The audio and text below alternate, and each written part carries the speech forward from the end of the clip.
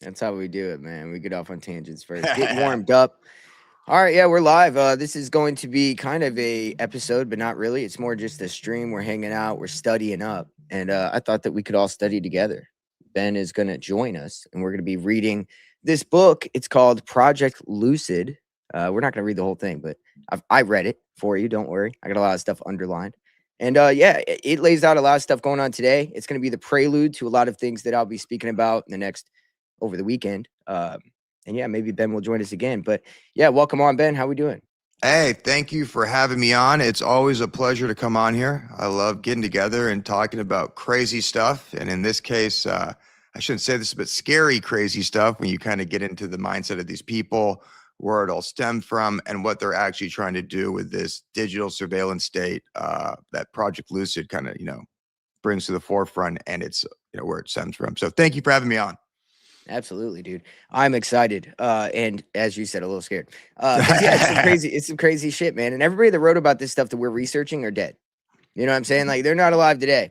This particular guy, it's kind of ironic. He died right before COVID, which I think is a little weird considering that he wrote a lot about this whole merging man with technology and it being a part of the beast system. And of course, we know about the poke, right? So, weird. So yeah. I'll tell you what, I've actually thought about this because we know that they want to kill off a lot of people for the utopian society, right? That they're trying to build, or should I say dystopian society? It depends on what side of the coin you're on. But who are they actually going to go after? I think they're going to go after the people who don't like AI. I think they're going to go after the old generation who is incompatible with this technological revolution. I'm not old, but I'm in that. And because unless you can play ball, you're of no use to them. And I think they're going to get rid of us somehow. Yeah, absolutely. And I'm going to try my best to refrain from speaking about something I've been literally researching for the past like a week. All day I've been typing about it. So it's going to be hard not to talk about it, but it goes into this first. But exactly what you're talking about, only the initiated will be going further into this new age of man. As the new age comes, these new agers, this golden age, only the people who are initiated are going to be the ones that make it. Only the new man survives. As Alice Bailey says, many are called, but few are chosen. And so I think that that's something to think about. Yeah. Yeah, it's crazy to hear these theosophists and how they view the layman or the uninitiated. I mean, it's similar to how the Shabbat people or the Kabbalists view non-Jews. It's the exact same thing. No, it is. You don't have a soul if you're not initiated. That's literally something she says. You don't even have a soul. Yeah, and I think that it's important, and I think we're going to see this moving forward as it gets crazier and crazier in the Middle East with the actions of Israel. You're going to see this breaking away of Jesus and the Old Testament, and it's going to be replaced with Christian Gnosticism. And I think what people got to realize about Christian Gnosticism, it sounds great, but it's just a different flavor of the same force that is behind Kabbalah. It's that mystic tradition, and one's painted as the white light and Kabbalah is painted as the black hat kind of dark thing. But I think they're the same thing, and we got to be careful of it. And like you said, just read what the Theosophists viewed about the uninitiated. It's the same type of vile hatred that you find in the other place. Oh yeah, there's an animal mind and a higher mind, and that's exactly how they view us. What's going on, Jack? What's going on, Morpheus? And how are we doing, Neff Hunter? Welcome. We're doing a little morning stream, and we're going to be studying together. This is not necessarily an episode, but it is. It's actually going to be for members only. So here's how I'm going to be doing this. Everybody's been enjoying the free ride on YouTube, and I love you guys, and we're going to keep that going. But whenever I stream an episode, I'm going to stream it just like I am now. But when I'm done, it's going to go to members only until I release it on the free feed. And so we're going to do that with all the YouTube streams that I do for every episode. So, hey, catch us live. We're all good. If not, hey, join the little membership. It's, I keep it cheap, $3 on Patreon, wherever you go. Spotify, same thing. I've got our subscription set up on Spotify. It's all streamlined, and you get the full video on there. I downloaded it to Spotify so you guys could have that on there. Takes an extra couple minutes, but I got you. So we're all set. I just wanted to lay that out there because that's a new little system I got going on, and I hope you guys enjoy it. I like it. All right, cool. Let's get into this, dude. Project Lucid. Texe Marrs was a pastor in Texas, but he was a huge conspiracy guy. And he started his work actually in the tech world. He was a writer. So he's always been a writer. He was writing for a magazine. and he was in the tech scene for a while. And of course, he was always a believer in God and everything, but he wasn't quite a pastor. So he talks about here. Look, this is a quote from him. A frightening behemoth is rising up from the depths of America, the hidden SS establishment, like a vast and monstrous silicon octopus. Project L.U.C.I.D is stretching forth its ominous and threatening high-tech tentacles. Multitudes of unsuspecting, helpless victims will very soon be encircled and crushed by Big Brother's new Gestapo police state. Who among us can possibly escape from the electronic cages now being prepared for all mankind? Now, people say panopticon a lot. That's what an electronic cage is. Go ahead, sir. Oh, no. This is what I want to say, bro, before we go into this. What year was this written? This was written in 1992, guys. Think about 96, that. rather. So think about that. This was the year I was born, 30 years ago. I was born when this man wrote this book, and he knew what was coming then. He happened to have an inside knowledge with being in the tech world and speaking to these guys that were envisioning the future that they were building, and it was in the infancy, state, and he still saw it. So salvation is the only way is something I added in and annotated. Fear is of the devil, so live in love, and fear can't last. Because Amen. He says, who among us can escape from the cages? I don't want to black pill anybody. That's really the only truth I can find. And that just saying, fear well, hey, listen, we should black pill people, but we should give them a glass of the Holy Spirit to wash it down with. That's what I got Ben here for. Our God, our creator, his spirit is not one of fear.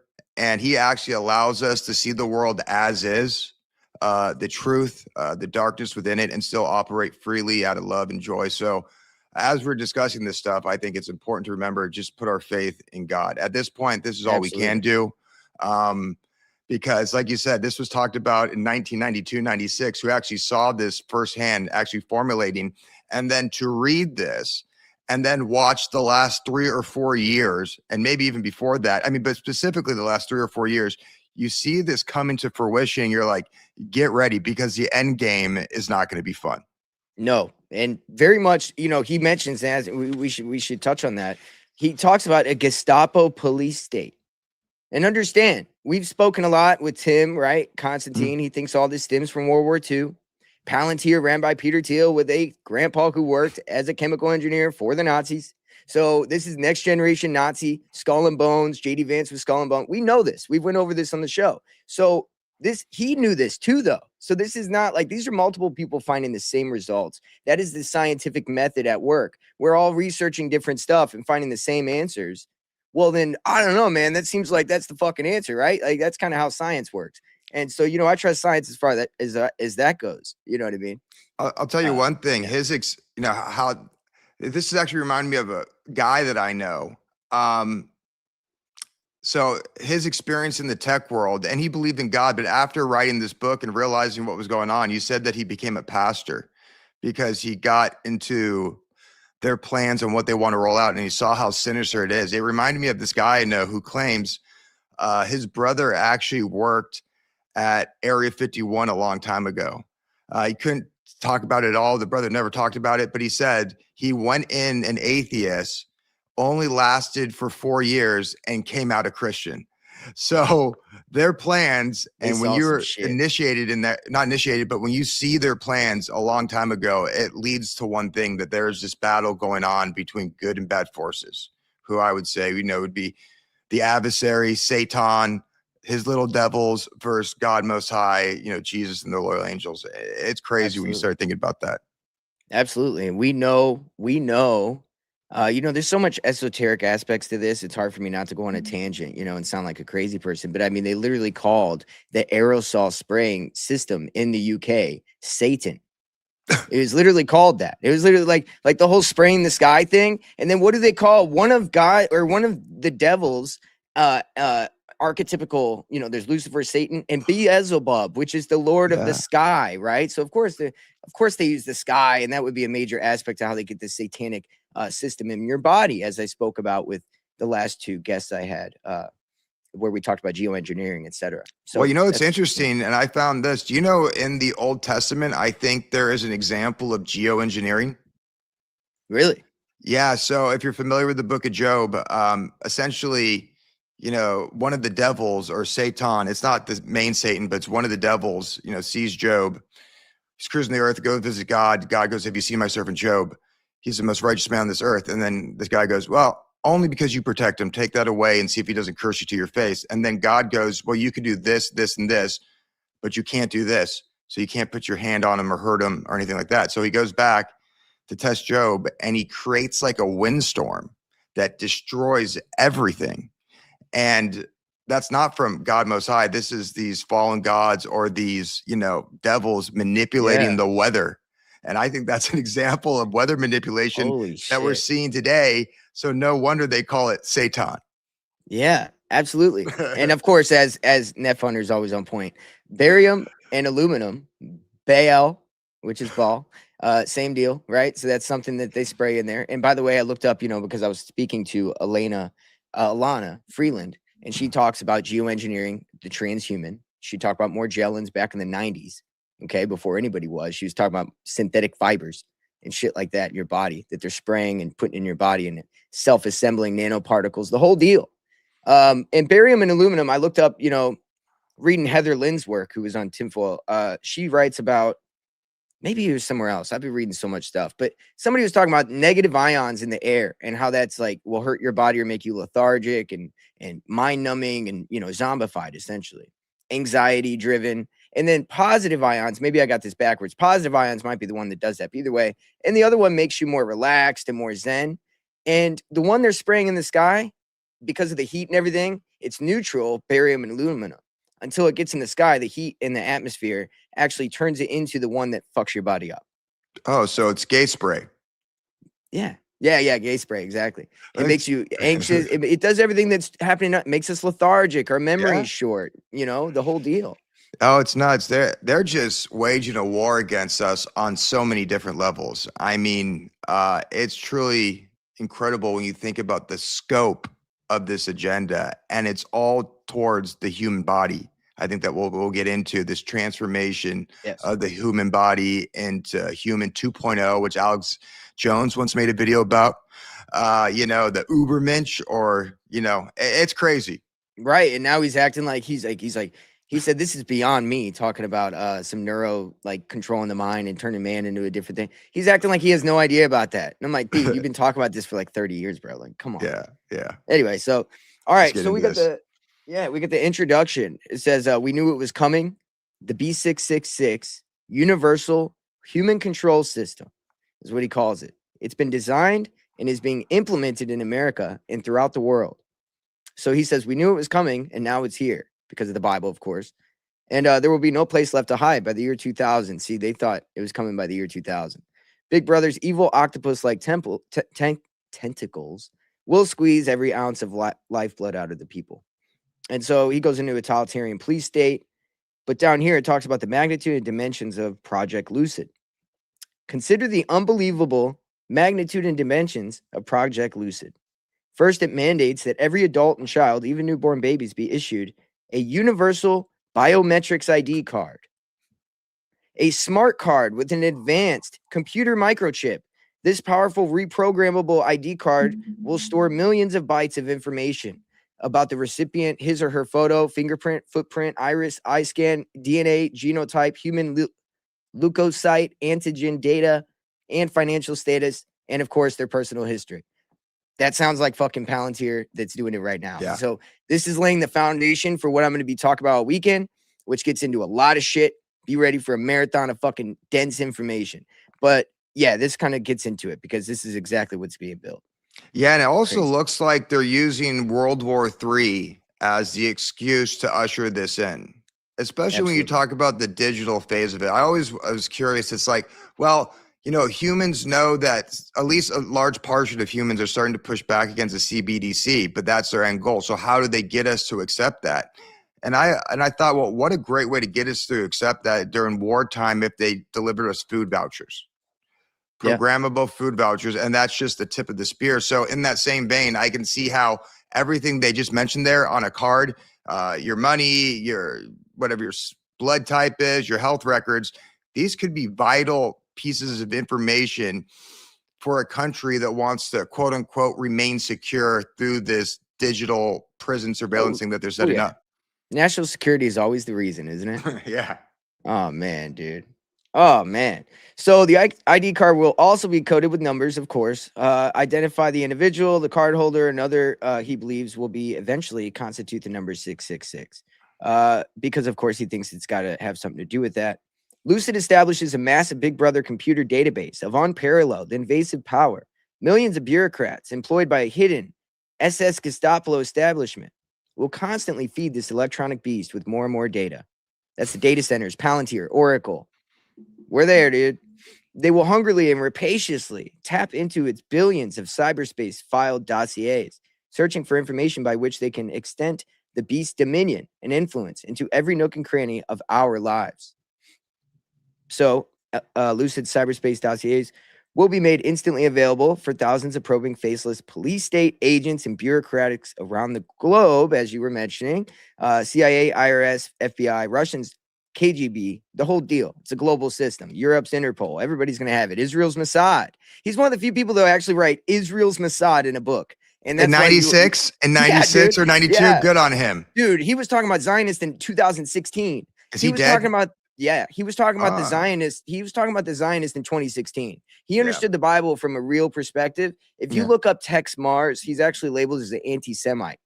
But he wasn't against, I mean. Yeah. No. I'm saying that's crazy. How they get you. You know, you speak the truth.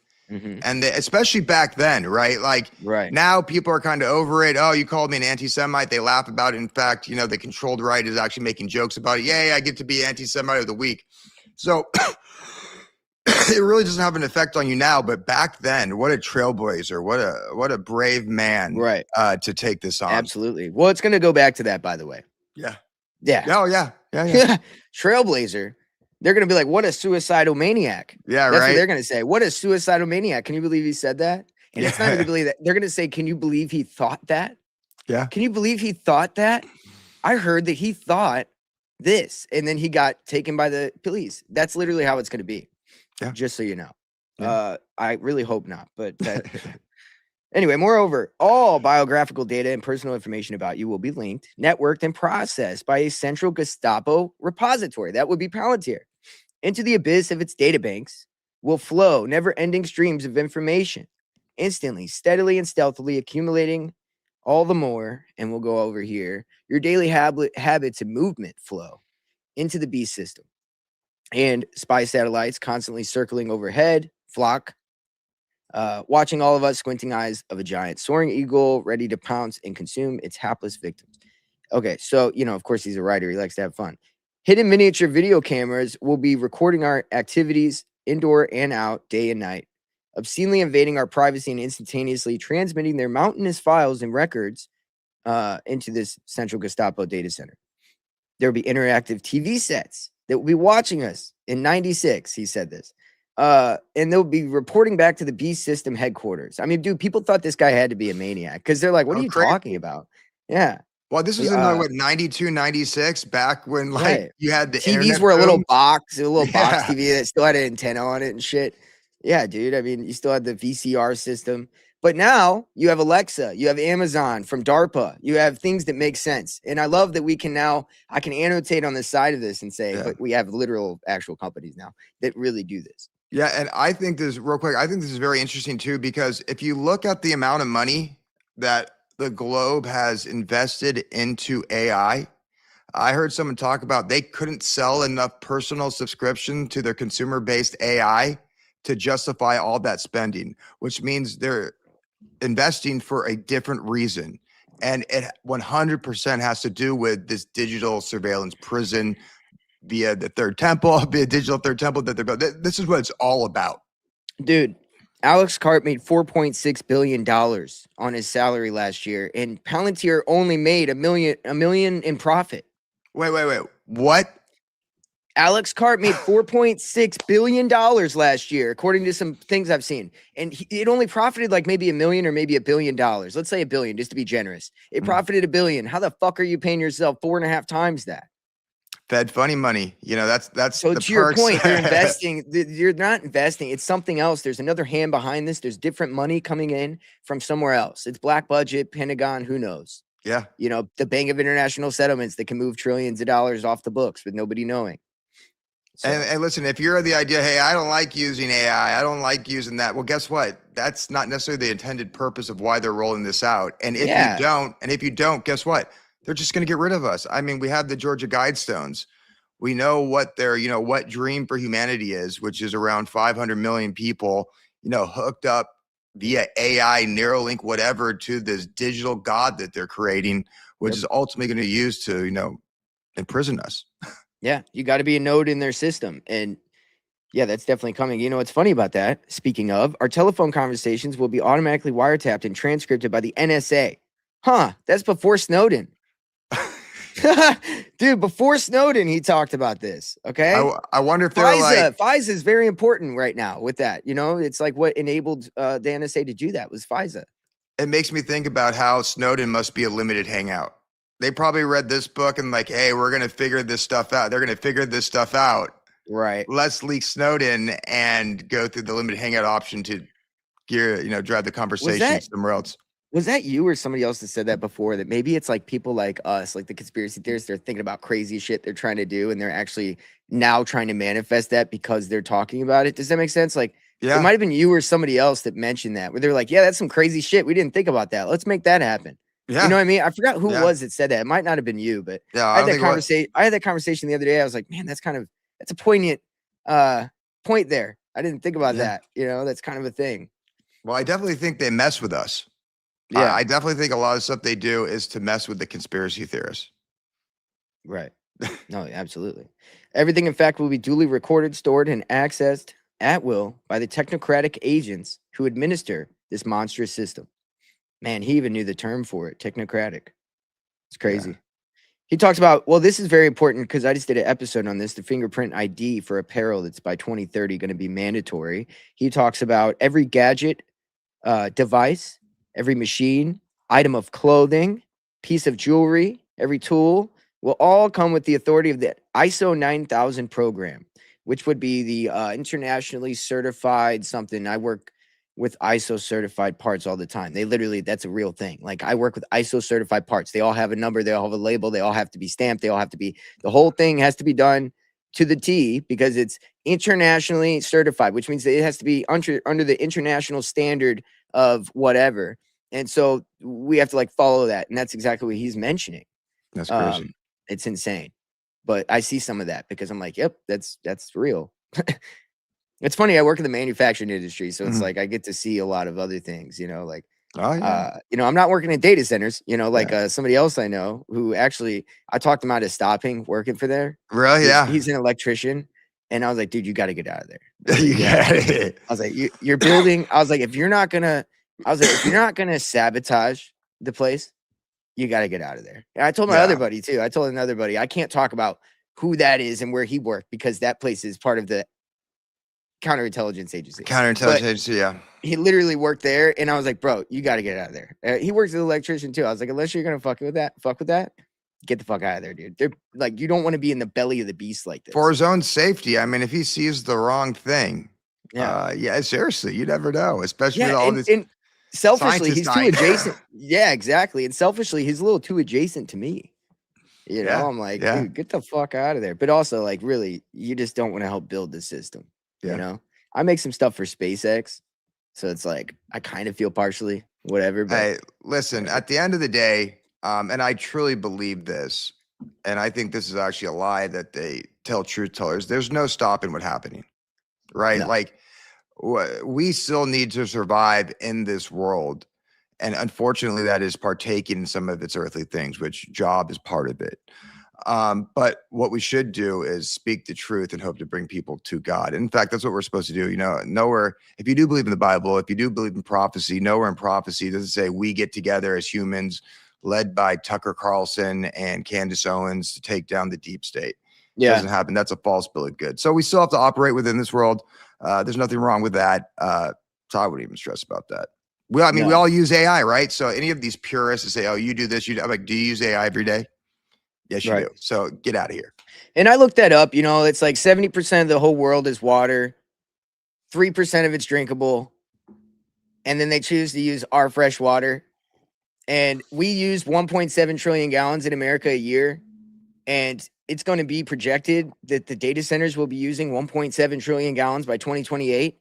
And we know that there's been articles coming out since 2020 about water bankruptcies by 2050. But if we're going to double our output of water, then we're looking at 2025. Like we're looking at like half the time. So like 2030 probably is when that water, like if they're really going to be outputting that much water at once. So I looked up, is it possible to run these data centers with salt water? Well, of course it is. It just costs more money. So we're going to kill off humanity to save a buck. Yeah. Well, what they the don't need fuck us. are we talking about? Well, I mean, Henry Kissinger famously called us useless eaters. So the question is, like, if you got the robots and if you got the AI, what's the point of us? Once again, I think, a universal basic income was a lie they told us. So it was to do us when they were building out this system. Oh, your job's going to go away. Oh, this is not. Well, don't worry. We're going to have a UBI. You're going to be able to do whatever you want and be happy. But if you look at history, when have the elites ever cared about us? So why would we start to believe them now when it comes to this universal basic income, which is why I think personally, they're using this political Zionist agenda to collapse everything. And I think you'll see a lot of people die over the next, 3 to 5 years until, the levels are whatever they want to be in this new digital system. Oh, and stop, dude. They're going to get universal high income. Yeah. Oh, universal high income? Yeah. Remember? Anyway, so yeah, the fingerprint ID stuff, all that. Okay, so draconian, horrendously unconstitutional, what people of America would never go for it. They would never allow such a beast computer system to be built, people might say. What naivete, says Texe Marrs. As I will demonstrate in this book, the beast system is not only being constructed, its employment against Americans and against citizens of every nation on earth is inevitable. Project L.U.C.I.D will prove to be Lucifer's end times identification, surveillance, and control system. Crazy, dude. So he gets into a little bit of scripture here. He talks about Bible prophecy, has stupendous, heart-gripping visions of perilous future, reveals that the end time will be a tumultuous period of deception and betrayal. A strong delusion will overtake the minds of men so that they will willingly worship the dragon and the beast, also known as the Antichrist. They will pay homage to his global new world order.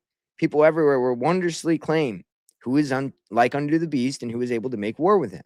I mean, this is, he's alluding to this as the AI, like digital system that they're building. It's like, dude, it's going to be next level. And that's exactly what we're seeing. So he talks about the mark and the number. Bible is destined to devour the whole world and break it into pieces. This is Daniel 7:7. It says that the chilling universal human control system, which according to the Bible is destined to devour the whole world and break it into pieces. So I guess Daniel 7:7 alludes to that. Here is wisdom. Let him that hath understanding count the number of the beast, for it is the number of a man, and the number is 666. And he talked about how, he's the one who mentioned that Jacob was given the name Israel. So that's the name of a man, which is Jacob. And then the sign of a man, which would be the Star of David. And the number of the man, which is 6, but there's 3 sixes on the Star of David. The outer points, the inner points, and then like the sides or something.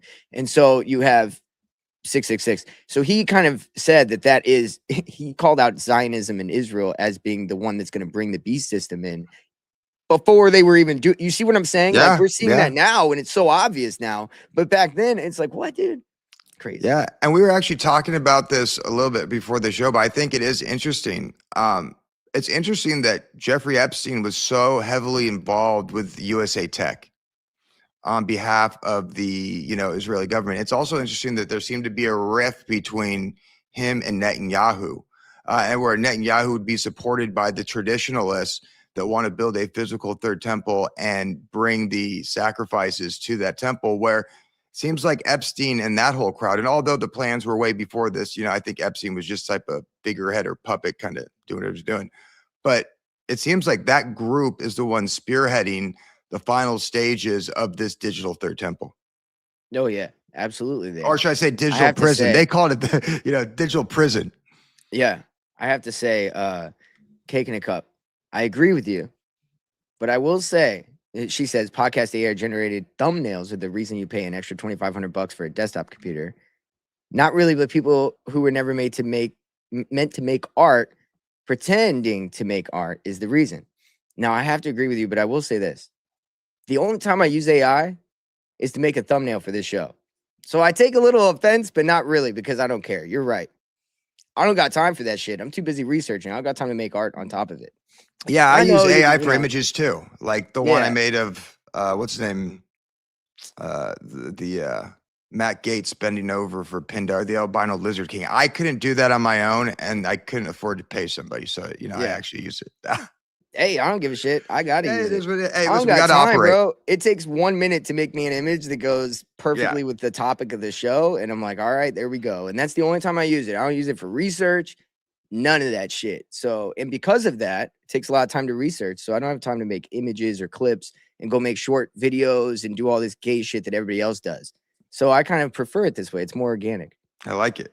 It's old school, man. We're old school. I'm more looking at it like we're broadcasters, dude. Like, or at least me, more old school, like this new kind of weird digital creator world is weird.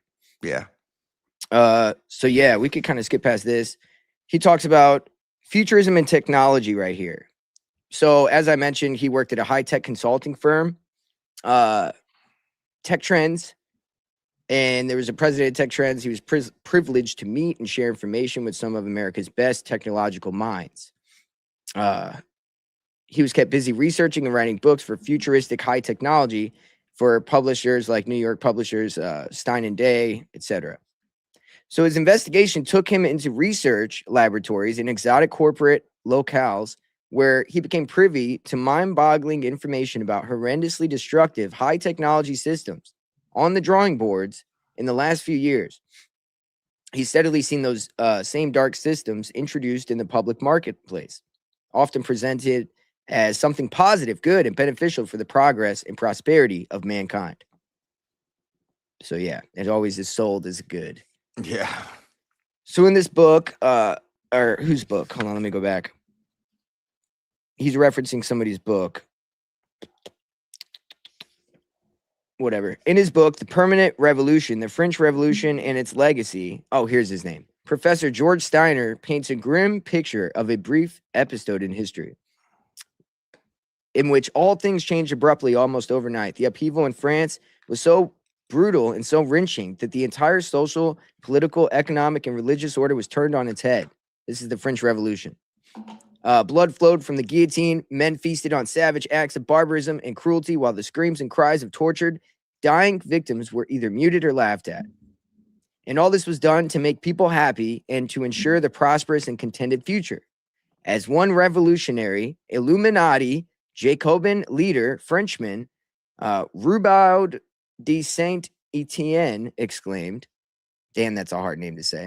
So this guy was a fucking Illuminati guy. If you don't know, the French Revolution was started. The time is now, I believe is what was said. The time is now. And then it started. And by the way, they wore red hats, like the hat of Mithras, which is where that comes from. Lord Maitreya is who they believe is going to be the Antichrist that comes. That's why Trump wears the red hat. And he believes himself to be Lord Maitreya. Dude, it's so funny. Real quick, when you look back, now that I'm a conspiracy theorist, when you look back at any world event, you just go up, co-opted. You know, and it turns out to be true. Mm-hmm. Every time. So today, in the final years of the turbulent and eventful 20th century, we once again are hearing insistent demands for a new civilization, a new age, a paradigm shift, a new way of thinking. And we're told, yes, all the things must change and men must change and the world must be reinvented. A newfound politics of meaning is in order, a new covenant. So these changes are necessary. Joe Rogan talks about this. Oh, we got to do this. Maybe this upheaval is necessary. We need to have this upheaval so we can arise as a new species. Well, that's so funny because Alice Bailey said the same fucking thing in this book I was reading. So these people have the same talking points. Phoenix rising out of the ashes, right? Exactly. That's why they call themselves the initiates of the flame. Because, yeah, exactly. Death and destruction to bring about creation. Order. Yeah.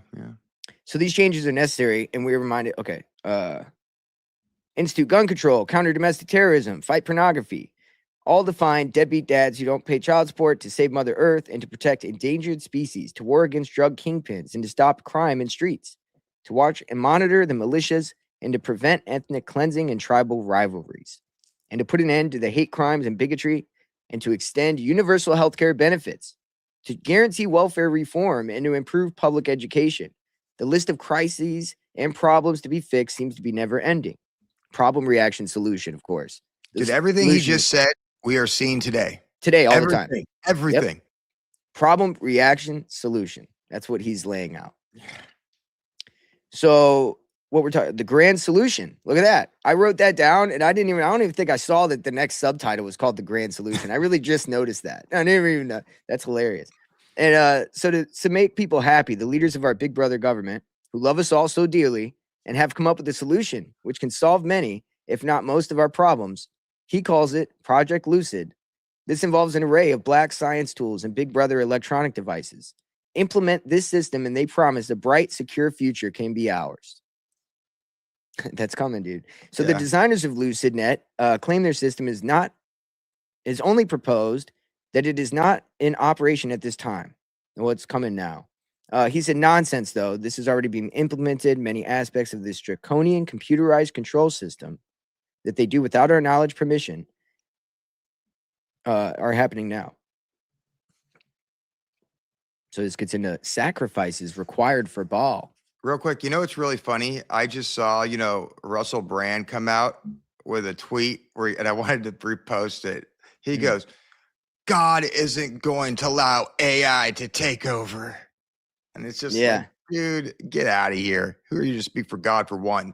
Right. So that's what I'm saying. These are where the gatekeepers are, right? They'll point out the dangers of AI, kinda, but then they just give you some hopium, or they'll misdirect you somewhere else. So this plan continues, unstopped. I mean, maybe to your point, they thought they were going to have this around the 2000s, early 2000s, got postponed a little bit, but like, awesome on you for bringing all this stuff up. This is meat and potatoes when it comes to the future, and it's important that we talk about this. That's what I think, dude.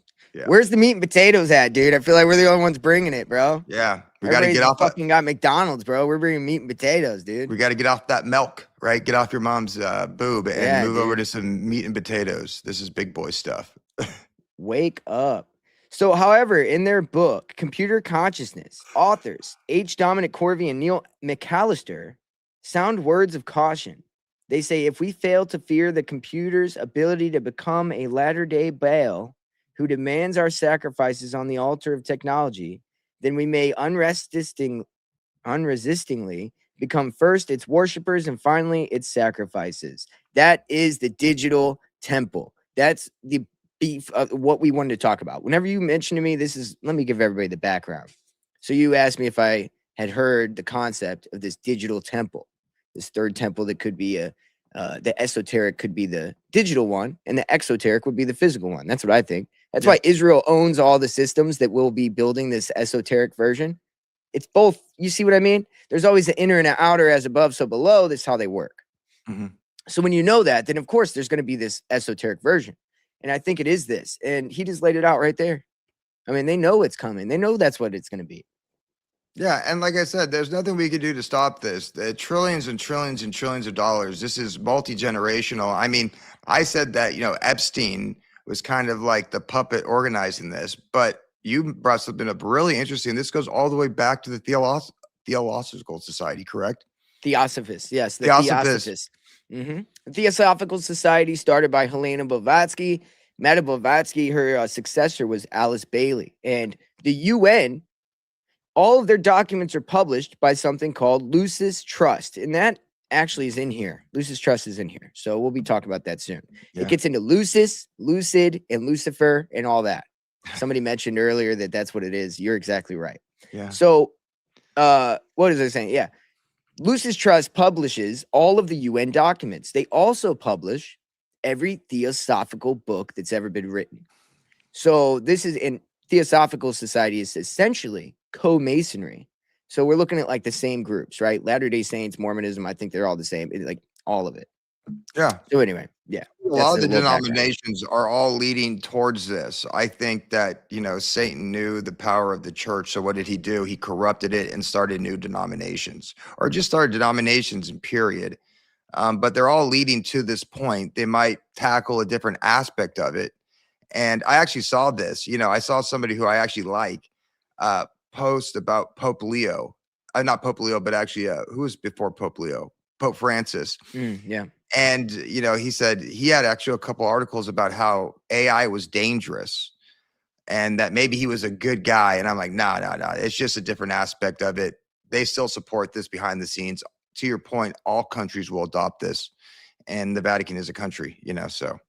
And the Vatican wants to be they want to bring in the temple. I mean, they've outwardly said that. You've got Catholics saying that they want to be the ones that bring in the temple, that they're actually the ones that are supposed to bring in the temple. Like they've got this whole, Christianity, and so it's us. And it's like, no, Jesus said, I am the temple. You're if you're in me, then you're in me. If you believe in me, then you're in me, then you're the temple, the whole thing, right? So we're the temple, he's the temple. That's it. Your body is the temple, essentially, your soul. So anyway, it's funny how these people are, they're professionals in theology, and they seem to miss the plot with that shit.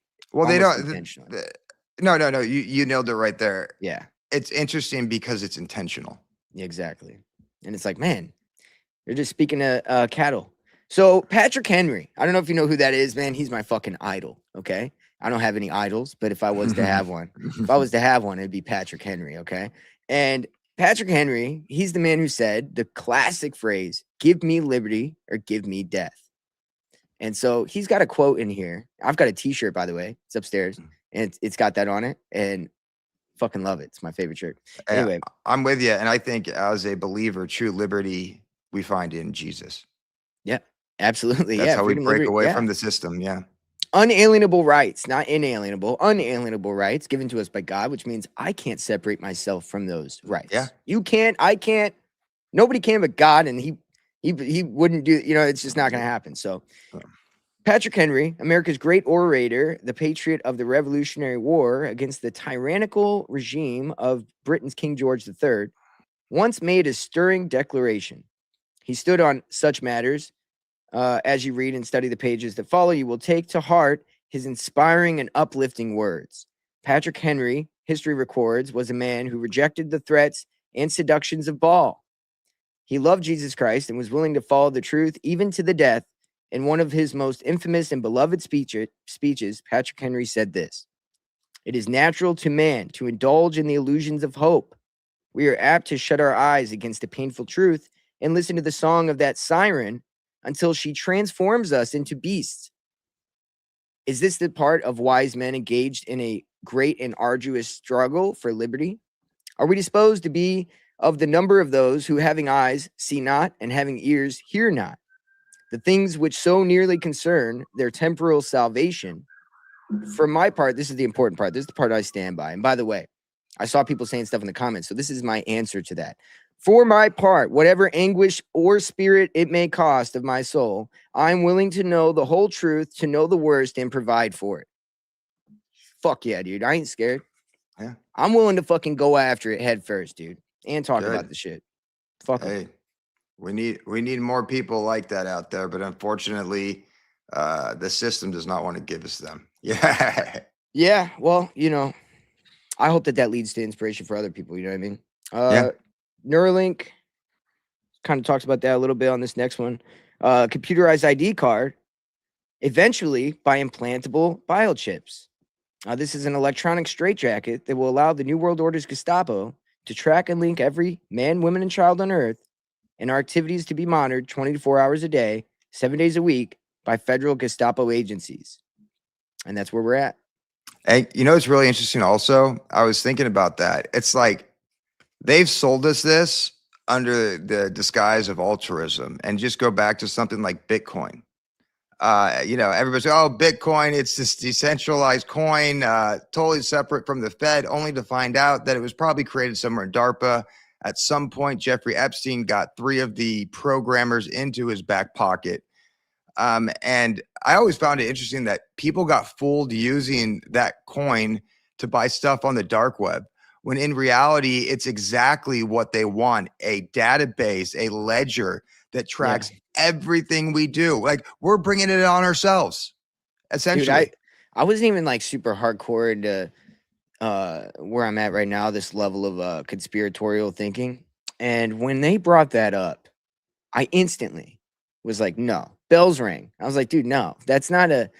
Once I read about blockchain, especially, I was like, no, dude, no way. This is the opposite of what they're saying it is. And I don't understand how people that understand the technology can still think that. Well, once Like, I again, get every coin is done by an algorithm, so that itself is decentralized. But then it's any transaction. The transaction's what they care about, like you said, the ledger. yeah, well, like you said, are they getting it wrong by accident or is it all intentional? And I would say it's all intentional. To your point, they know this. It's kind of like when Janet Yellen, who was the head of the Fed during COVID, printed up that $7 trillion, right? Yeah. She had all the classical training about what would happen if we do that. She went to Harvard Business School, all that. She knew exactly what would be the outcome and she did it anyways. Right. So is she willfully, is she ignorant or is she ignorant on purpose? Exactly. Willful ignorance. Willful ignorance, yes. Oh, yeah. So this talks about Gestapo agencies to arrest anti-government suspects. So this would be Palantir used to go after thought crime, right? Police, things like that. While its designers would deny it, I believe, Texe Marrs, that federal and international Gestapo agencies will use the instantaneous information maintained on file at the Beast computer system to trace, investigate, and monitor, spy on, and arrest and incarcerate resistors. Wait, real quick. You know what I immediately think of? Because I've actually read articles, and we've talked about this as a sentient world simulation. And I actually read articles how this program is going to be used as pre-crime stuff. Oh, So once again, they built this thing. They're using it. It just hasn't really been rolled out to the public yet. No, that's the whole purpose of it, because as he mentions here, recently introduced so-called anti-terrorist legislation, plus the anti-crime bill of 1994 drafted by Biden, are the catalysts which make possible the immediate arrest and imprisonment of any and all persons suspected of being a terrorist. And Obama, he signed the NDAA, which actually extended that to where you could be imprisoned without due trial or the whole deal. So the groundwork is laid. They just haven't utilized it yet, as you were just mentioning. Yeah. You're on point. Significantly, the arrest of targeted Christian, patriot, or other citizens will take place whether or not the person has actually committed a crime or a criminal act. Thought crimes alone provide justification for the arrest of dissidents. Arrest of targeted citizens are to be euphemistically called prevention detention. Also, real quick, preventative detention. We're seeing that right now. Did you see in Florida how they arrested that teenager for making jokes about Netanyahu? Yep. It's equal to from the river to the sea shirt wearer in Australia. Yeah. But that's Australia. We wouldn't think that's happening in America, but it is. And so Florida, at least, because Florida, Randy Swine is running that. So, you know. And think about this also. I remember you're reading out the book earlier, and one of the reasons why they want to usher this in, and it was to stop the killing of a protected class or a genocide or something like that. And what's happening right now? I can totally see at the end of all of this, they say, we can't let this happen again. We need to unroll this now. And I think, to your point, they've been building this system out quietly, and I think it's way more advanced than we think. So I think this major revolution, if that's what you want to call it, is going to be ushered in right after all this stuff. You could see how, once again, and I think I've talked to you about this, it's the Bilderberg group, who has all these tech guys in it, was actually started by a Nazi. And that's what this guy's talking about, SS. So you could see how this political Zionist movement is working hand in hand with, the ambitions of the SS back then, right? What they want to usher in. Prince Bernard. Exactly. Card carrying Nazi. Exactly. And where did they just meet recently? My listeners know that listen to my last at the Salamander building. But you know what the address was? Yeah. But they're the initiative. Do you know what the address of the Salamander building was? What? 1330. Something. Really? 1330. Yeah. Huh. And you know what else is funny about that? Salamander, these guys are the initiates of the flame, the initiates of the fire, the philosophers of fire, rather. And salamander is the elemental prescribed to fire. So the salamander, if you were to look at like each element, has a mermaid or a nymph is like for water, and a fairy, right, is for air, and earth would be like a gnome or an elf. Fire is a salamander or a reptilian being, right?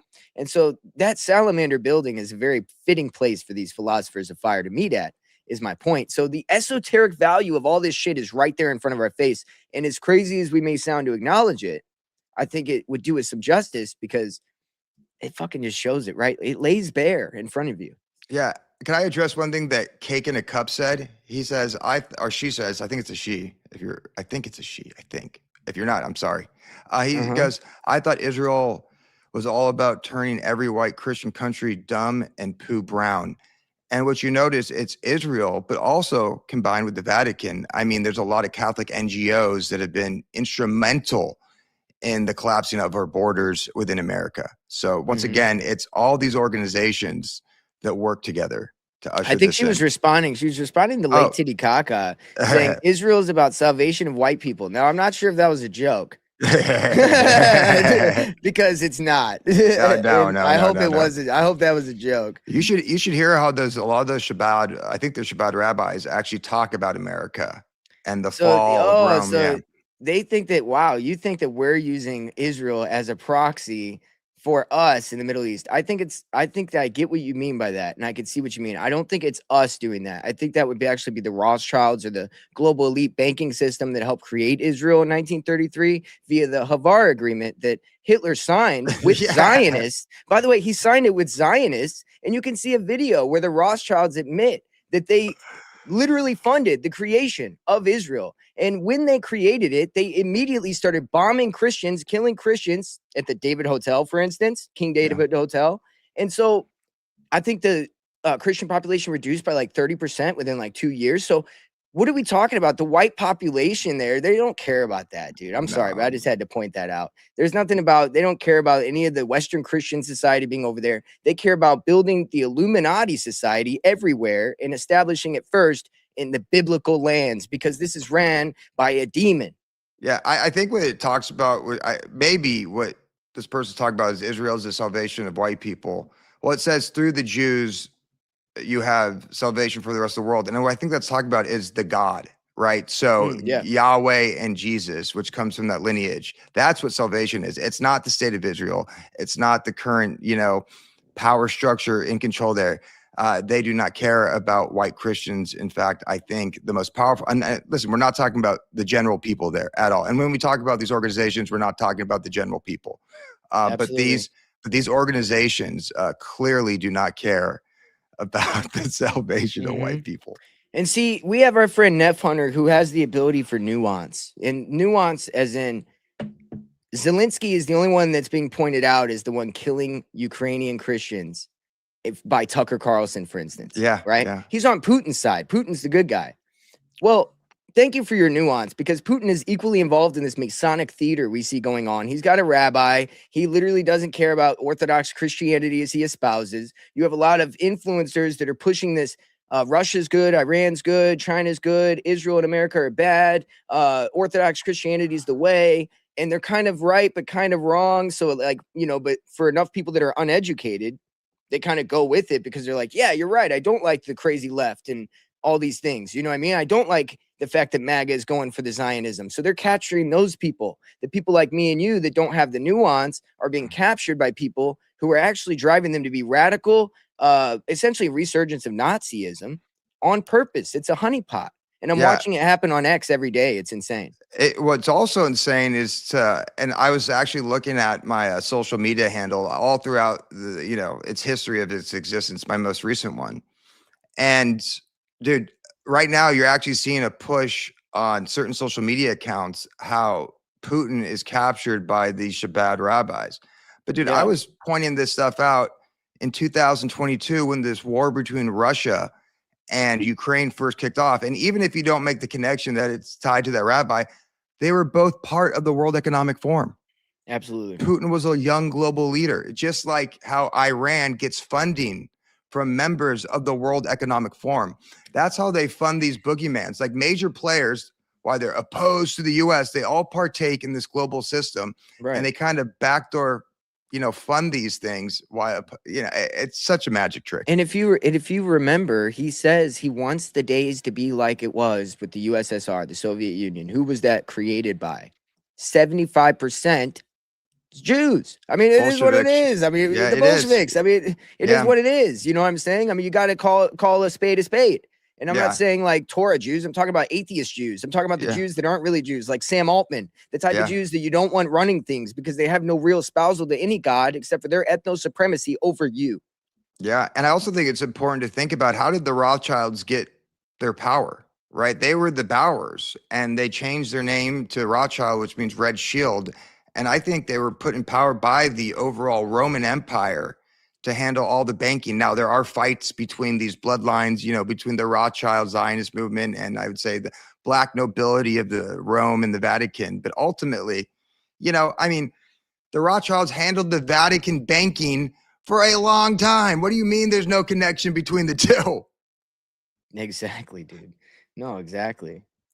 Oh man, that's funny, dude. They get us all tribal, right? Yeah. And that's the role of the mainstream alternative media right now. Yeah. I'm telling you, if there's somebody you like, but they have a clear blind spot when it comes to the system of control, once again, it's not because they're ignorant; they're willfully ignorant. Mm-hmm. And you know what? Lake Titicaca, last time I'll comment on the chat.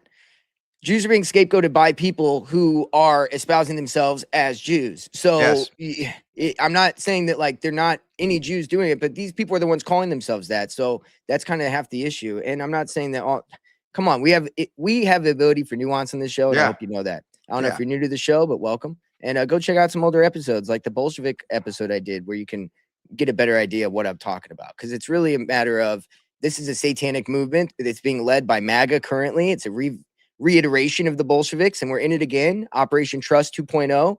And I'll leave it at that. Yeah. And always remember, whatever they're doing, it's also being co-signed by every single government. Where's Israel getting their bombs from?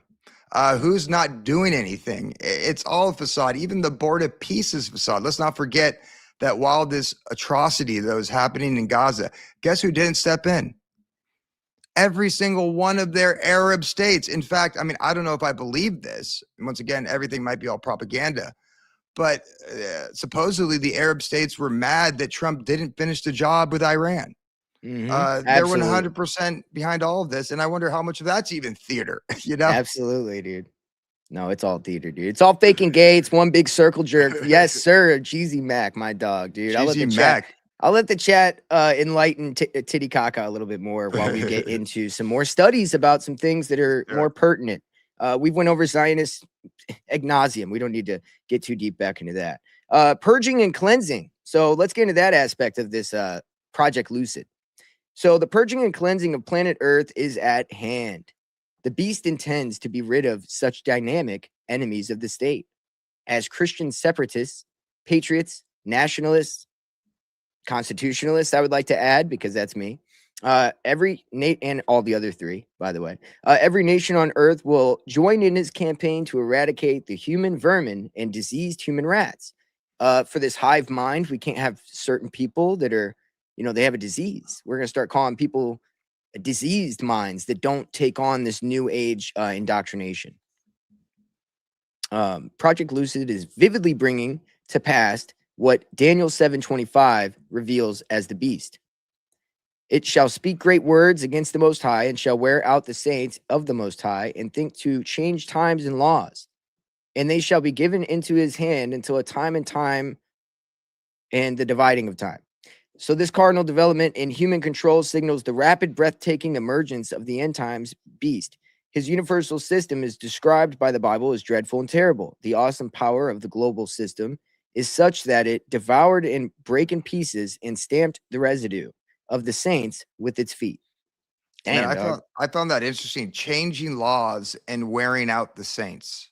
That's exactly the gospel, what right? I mean, that would be the gospel and man's law. Like change man's law and ruin the gospel. Like all this crazy fucking new age weird mix of like spiritualism and Christianity. Yeah. As you have the same Satanist driving people towards Christianity from the left or from this anti-humanist movement that's really a part of the same thing that they're driving them to. Well, that's what I laugh about Candace Owens, right? So she exposes one Babylonian cult only to drive all her followers to another Babylonian cult. It's just a different expression of the same cult. Absolutely. Sarah Boston, what up? Or Supreme Being, what up? She changed her name. I won't say it again, I promise. So the wise shall understand. This is important because I believe this is everybody here. All right. Why do I publish these frightening facts about Project Lucid? Facts which admittingly are both alarming and stupefying, though absolutely true. My friends, it is our duty to warn those who dwell in unbelief that the time is upon us. Some will wisely understand that and prepare by taking shelter in Jesus Christ. He alone provides help and protection. Others will scoff and denounce us as fanatics. Then they will prance off to continue their wicked lifestyle and worldly ways. But this too was prophesied in God's word. Only the chosen, the wise, those who know and to believe in our Lord Jesus Christ will understand, and this is as it should be. For we read that in the final momentous days, many will be purified and made white and tried, but the wicked shall do wickedly, and none of the wicked shall understand, but the wise shall understand. Well, I think where we're at. Also, I agree with that 100%. And we become wise when we put our faith in Jesus. And Jesus has commanded all of us in the Great Commission, right? That's where the wise come into play during this time. As it starts to get dark, we're supposed to explain to people through the wisdom that God has given us through the Holy Spirit to see the evils that are going on, to point this out, but I think ultimately to bring us to Christ. So I'd like to update that one guy's famous quote, give me Christ or give me death. Exactly. And, also a part of that is like, I think there's a big thing to be said for it's unlikely people that will see the truth.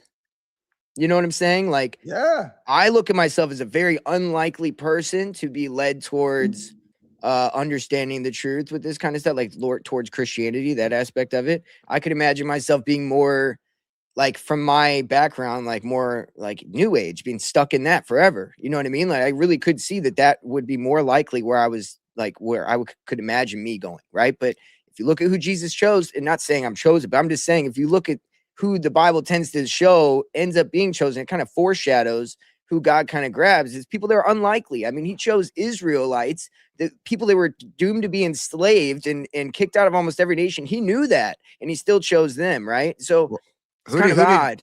Who did Jesus choose as his apostles? He didn't pick the Pharisees that knew, the Old Testament forward and backwards, and while they added their own man-made tradition, he chose those that he knew would have true faith in him, the unlikely ones. And I think that's all of us.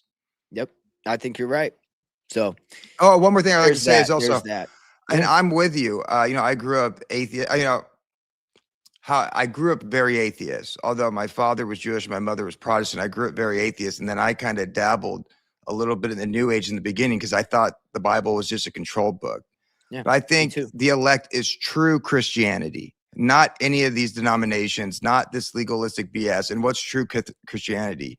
It's all those who are faithful to Jesus and God Most High, true faith, who show up each day and say, God, here I am, use me as you will. That's the true body. That is the true wise people out there. All this denomination stuff, to me, is just legalistic BS from the enemy meant to divide us. Absolutely. That's exactly what I'm talking about, dude. I try every day, I try. That's all we can do. And ask forgiveness when we screw up. That's another thing I always like to say. We don't say enough. Let's be honest with ourselves and where we fall short and ask for forgiveness. I think that's a key component of being a true Christian or a true follower of Jesus. Oh, yeah. Yep. What's up, Chris and Birdman? How we doing, guys? Pearls before swine. That's exactly what that means. That's so funny. Because, you anger people when you try to get them to think or, question things. They get angry. And they're go ahead. Let me just say, and both sides are just as delusional as the other side. So the controlled anti-Zionist movement is just as delusional as the controlled Zionist movement, because when you start pushing facts their default setting always, and I've seen this with my posts, is head in the sand and deflect to the other side. And both sides do that instead of coming to the realization that all sides are controlled. And the Bible says as much. I mean, we just got to go to the Bible. Who does the Bible say the prince of this world is? Satan, Right. Yeah, which means he controls absolutely. it all. Yep, exactly. And we're going to get into some details about what that is and who that is and everything when we get into Alice Bailey's work on the externalization of the hierarchy. There's a character in there called Sata Kumara. And if you listen to Biblical Hitman, he may have spoken a little bit about this character when I don't know. Stephen told me to look up this guy whenever we were talking about the research I was doing. And it very much goes into what some of the research I'm doing. And, I should say this character, his role is known as the King of the World, the Lord of the Flame. And he arrived from the Venus chain. You know what I'm saying? And during the third root race, he came. He's the leader. Go ahead. Once again, Venus, planet, God, fallen angel. Yeah. Sanat, Satan. Come on, dude. What are we talking about? Yeah. God, sorry. Yeah. So he goes, plasma connections here. This is what I was interested in because of course, this all ties into the UFO weird shit, and it's all going to tie in. We're going to get into it over the weekend. But in modern interpretation, Sanat Kumara is frequently associated with the transmission of plasma energy or divine plasma. This is described as a high-frequency energy intended to accelerate the ascension of transformation for human physical bodies into light bodies, right? So this sounds very much, this is he's part of the Pleiadian star system, the whole deal, right? This is full-on New Age UFO movement stuff too, though, mixed together. Oh, well, I wanted to bring that up. It talked about a divine energy, plasma energy. And there's those people, that one guy who came out who was a government contractor who actually had an experience with a UFO, supposedly. And he says that he was hit with some type of divine feminine energy. Yeah, exactly. And what has Stephen been going into ad nauseum is like this idea of the lady, or like this approaching of like whatever. And I think the only reason why it's coming as a lady is because Jesus Christ was a man. So I don't know why nobody ever talks about Lucifer, the Antichrist, coming as a lady, especially whenever we know that the leader of the goddess of Gnosticism, the highest up, the one that bestows wisdom, like Lucifer, is Sophia. It's a woman. And so, and we know that they worship an androgynous god, so he can come and present himself as a woman or man. And so when we know this, when they speak about the lady, I hear nothing but this Luciferian doctrine. Yeah. Man, dude. I think we're getting to the core of it, dude. It's just a pig with a different shade of lipstick. Exactly, all of it, dude. Like I said, the agenda, there's one agenda. Each one of these factions puts a different shade of lipstick on it and expects you not to think that it's not the agenda, but it is. Yep. No, exactly. So what does he get into here? He talks about a new civilization. It is responsible for the genocidal massacres of hundreds of thousands of people in Rwanda, Burundi, Angola, Gaza, Africa, right? We can mix in a few new places in there, right?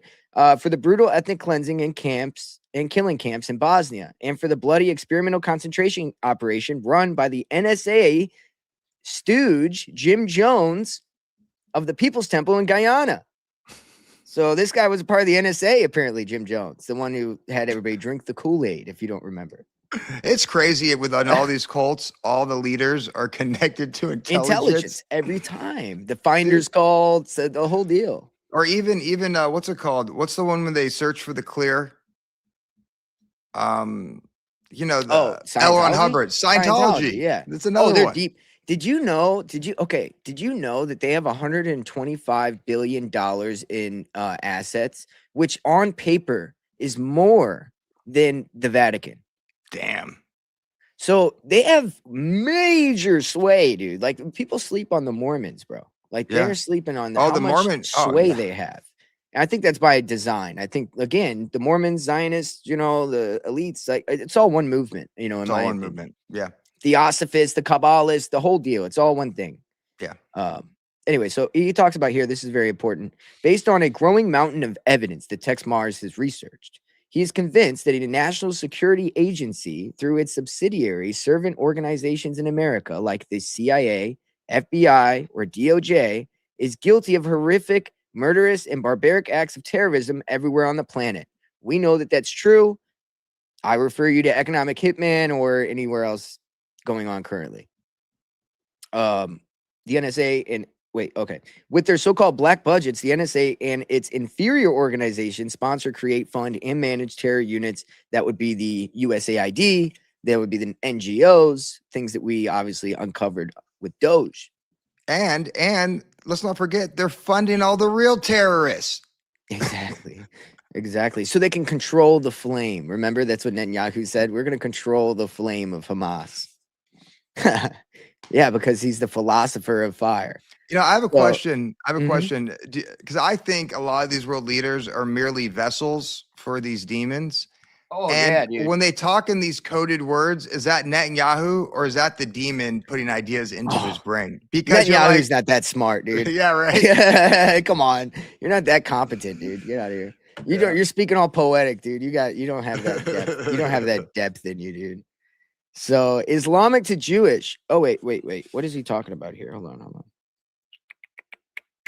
It's saying that managed terror units. Oh, look, it says the fund managed terror units, like you said, of all ideological stripes and shades, from left-wing communists to right-wing fascists. That's going on right now. From Arabic Islamists to Jewish people. That's going on right now. And from white supremacists to black separatists. I would argue that's still kind of going on a little bit still. Oh, I think that's happening right now. And hey, listen, I'm not one that calls everybody anti-Semitic at all or racist or anything like that. As you can tell, the Southern Poverty Law Center clearly was funding, the quote unquote white racists. But there is a string of racial nationalism that is very present in the new Christian right that is replacing the Zionist system. I know Tucker Carlson's leading the charge by saying that, of course, the Zionist movement want to, like Cake in a Cup said earlier, turn everybody brown. But that is a real part of it to, Hitler said that. I mean, he said that they want to mix the races. That way everybody's kind of mixed and there is no, everybody's one thing. Because eventually they want everybody to be one thing, right? I mean, that's the idea. You don't want to have any changes of anybody. It's going to be one race. And so I think that that's important. It's fucking crazy, though. But, so I have a question. Do you think their one race, though, is this merging of us with robotics? This transhumanist people, the Ubermits that they want to create? Is that the merging of the one race they want to have? Mm-hmm. Absolutely. Tucker is an agent, dude. Titicaca, you got one right. Let's go. I'll put you on the board. I'm going to put you on the board. Titicaca, you got one right, dude. Tucker's so obvious. Tucker is so obvious at this point. Yeah. No, dude. I can't. It's insane. I mean, especially with his brother, the whole deal with his brother. Oh man. I But made that post myself. Did you like that post? I made it myself. I loved it, and I think I reposted it. But you could tell. So here you have Tucker's brother, who's dresses like this rich white aristocrat, and then you have Tucker Carlson that changed the bow tie for a flannel shirt. But if you want to know what Tucker Carlson is really like, he's just like his arrogant brother Buckley or Peck, whatever his name is. Who wrote speeches for Trump? Yeah. Build that wall probably came from Buckley Carlson, dude. What are we talking about here? Yeah. He literally said, I felt like I was writing for myself when I was writing. It just felt like I was we're just so aligned. I was like, dude, this guy is fucking wild. Yeah. Man, what a crazy episode that was. Yeah. I mean, there was one point of course I don't like, I hate almost, if I could hate, Loomer. She posted that, showing that Tucker was laughing about Charlie Kirk's death. And I mean, I'm not gonna lie. There was a point where I was like, all right, dude, you're kind of laughing a little hard. You know what I mean? But yeah, I don't know. I just think, I'm still not going to take her side on it. But I just think that, there was something to that. I mean, and then he goes, I'm sorry that, I led people the wrong way whenever it comes to Trump. And, it's like, stop, man. Like, well, that's the thing. It's like, no. The writing was on the wall. Yeah, it was. And just the fact that they were laughing about Edelson gave him $250 million. Right. Yeah. How did you not see that back then? They did. They did. And they've had so much more experience in the DC meat grinder than guys like you or I have had, or anybody in this chat. And we were able to spot it. You know where their faults are? They try to exemplify their intelligence so much in a lot of episodes that whenever they detract so much whenever they go and say shit like I should have known, or I can't believe I didn't see it. It was too close. It was one of those things where it's too close to see. And I'm like, dude, you try to exemplify your intelligence so much. And I believe you're very intelligent. And that's why I can't believe that you didn't know. You nailed it right Sorry. there. Like, you get out of here, dude. And it's tuck the cuck. Yeah. We're going to swap the words there. Let's go. Anyway. All right. So let's get to it. Yeah. But the chief and most strategic mission of the labyrinth, known as the National Security Agency, is the development and oversight of the construction of the Beast 666 Universal Human Control System. Through its supervision of the Defense Advanced Research Projects Agency, DARPA, with its own multi-billion-dollar budget, and the NSA has been able to create and install a fabulous global system of computers, satellites, communications, telecommunication devices, and surveillance gadgetry. So since the 70s, DARPA has been bursting at the seams with billions of dollars thrown its way by profligate wastrel Congress. Ostensibly, this money went into the research and development of new and advanced, highly sophisticated military weaponry. Facebook. Yeah, exactly. LifeLog, Amazon. You got to get those Amazon packages droned out to you. That's just one way to get drones in the sky. We just had a few different ideas for how we could get drones in the sky every day. They spent untold truckloads of cash developing laser death rays, weather weapons, electromagnetic field systems, reconnaissance satellites. And DARPA has also been the sugar daddy for the fabled Star Wars missile defense system development, which is the Iron Beam or the Iron Dome. These are things that we seemingly gave to Israel and didn't keep for ourselves. So we spent billions of dollars, as he laid out here, and then we didn't give it to us. We gave it to Israel. Do you see how that works? Yeah. That's crazy. Whenever you see him break down how much money they spent, and then immediately, like, you think about all these systems they funded, and then we didn't get the systems like put here. Can I ask you a question real quick? And not to lead us off topic, but do you think that the Iron Dome is real? There's some talks about it not being real. Do you think it's real? Well, I think people's concept of what it is, I mean, there are interceptor missiles that go out to intercept the missiles. That's the Iron Dome. That's all it is. It's just a missile that shoots a missile to blow it up before it hits somebody. That's it. So, yeah, it's real, but it's not like a literal fucking force field. You know what I mean? I think people's concept are a little bit, I don't know, maybe I'm wrong, but maybe I'm wrong on what they're thinking. I don't think I'm wrong on what it is, but I think maybe I don't understand what their concept of what it is, but I think they're just not understanding what it really is. Yeah. Yeah. And speaking of that real quick, not to bring us off topic, but there was some talks about how, you know, Israel and America are actually losing the war versus Iran. And, you know, the weeks have played out and it does not look like that. It looks like Israel's doing fine. You know what's crazy? Like they're doing fine. Isn't it weird that the ceasefire for Israel and everybody happened to coincide with their Israel's Independence Day and their celebrations that they're doing all week? This is crazy. Like, we just stopped war for Israel's celebration. This is so wild to me. I don't know if anybody else caught that. I haven't heard anybody mention that. I've just noticed that there's been people posting about them celebrating, and then nobody's put the two together, where it's like, hello, we just stopped a whole war so that they could just have a celebration for a minute and then go back to war. And what's even crazier now, their people are just bragging about the Greater Israel Project openly now. Like, it's not a secret. So the fact that they're doing it openly tells me they know they can fulfill this. Absolutely. Or at least they think they can fulfill this. So I don't think, you know, like a lot of people like, oh, you know, Israel's back's against the wall. They're going to roll out the nuclear weapon and say, no. I think it's all going according to plan. Because remember, all sides are controlled. No, exactly. Just like I think all sides within this Iranian, Israel-American conflict is all controlled. I think these are all bloodlines that worship these fallen gods. Yeah, exactly. I hope that maybe we could do a part 2 this weekend where we could go into all these posts I saved that it lays out what you're talking about. It gets into the Palantir aspect to all this because, of course, this is laying the foundation for the post that Palantir made recently. I don't know if everybody saw that. Posts, Yep. 22. Go to the military. 22, like the Kabbalah number. That's the Kabbalistic number. And so we'll go into that. I've got lots of stuff to go into that. I'd love to maybe talk to you with that because that's kind of like the actual digital temple episode we'll be doing. Yeah. If you wanna check that out, we'll do that this weekend.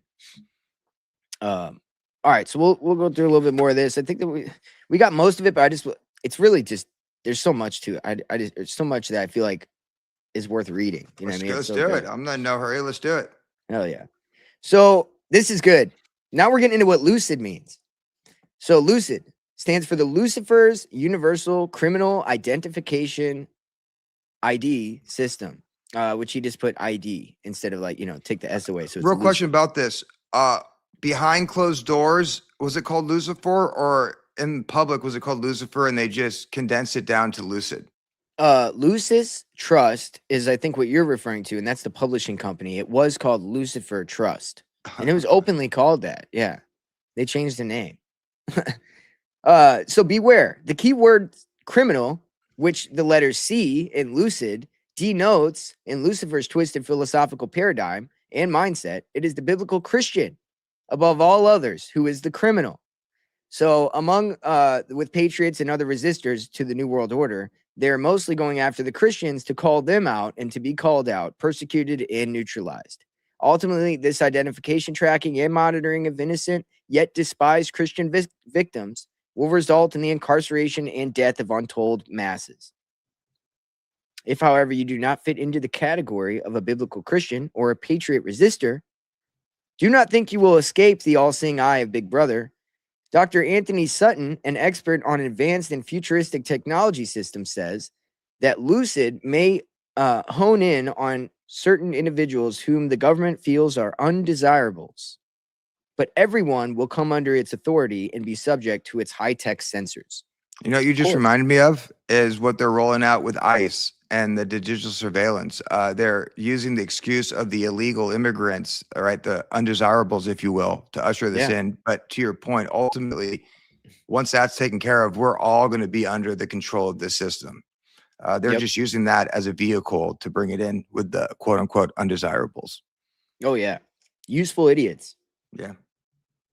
Big Brother planners have now excelled themselves with a totalitarian scheme to hook up all of us to a central computer tracking system with the assumption that we are all criminals and need to be cataloged and tracked. That's Anthony Sutton. L.U.C.I.D proposes that the Universal Biometrics Card, now under development by the Department of Defense, or Department of War now, be used as a secure, uniform, interactive, and instantaneous tracking system.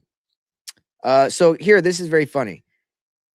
Tracking of whom, you will ask? Not criminals, but according to its designer's own words, non-criminal justice background checks and alias criminals. That potentially means everybody, because they're using, he said, we applaud their ingenious use of the English language.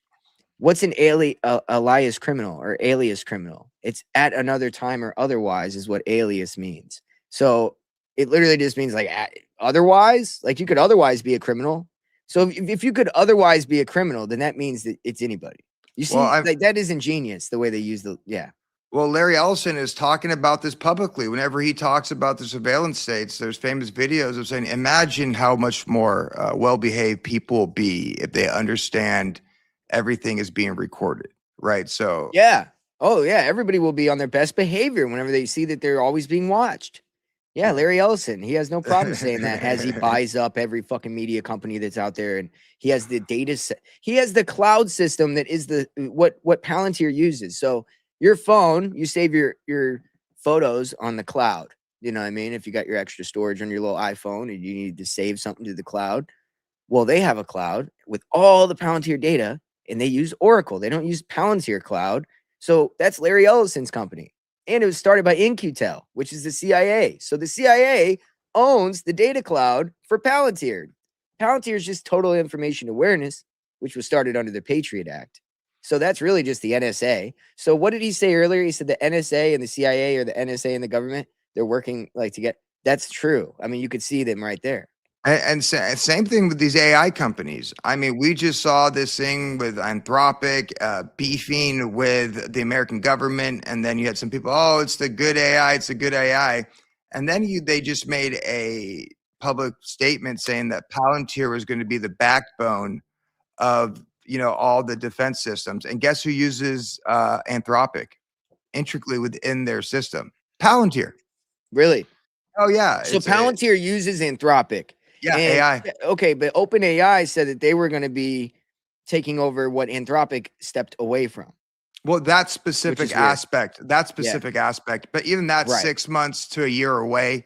I wonder if a lot of this stuff is just to get funding to these failing AI companies because they're not making the money through their consumer-based web services. Yeah. And I think that's just another way to fund OpenAI and still use Anthropic at the same time, a little bait and switch. Oh, exactly. We should go over that, like, why not? I'm going to be going over this a couple more times. Why not do it again? So Anthropic, let's look up, what does Anthropic mean? Anthro is human, right? That's Mhm. anthro is human. So what is, hold on here. I like to, you got to look at the surnames, you know what I'm saying? Yeah. Human picture. So picture of a movie, human movie. Anthropic, or wait, Opic. Maybe it's Opic. Is it 2 O's? I can't remember. Anyway, the other day I looked it up and it was like anthro means people, and opic or whatever, it meant like not machine, but like something similar. And I was like, well, that's fucking weird. Well, It's like the merging of man and machine. Well, if you think optic as in seeing, seeing humans, this spy technology, I probably way off on that, but Yeah. Well, Anduril is a company. You know what Anduril is, right? That's the weaponry company that has all the AGI that they're putting into like the helmets and everything else. It's ran by like Palmer Luckey. Oh God, that guy. Yeah, Anduril comes from Tolkien, right? Lord of the Rings. Flame of the West is what Anduril means. It's an Elvish language. So in the elf language, it means flame of the West.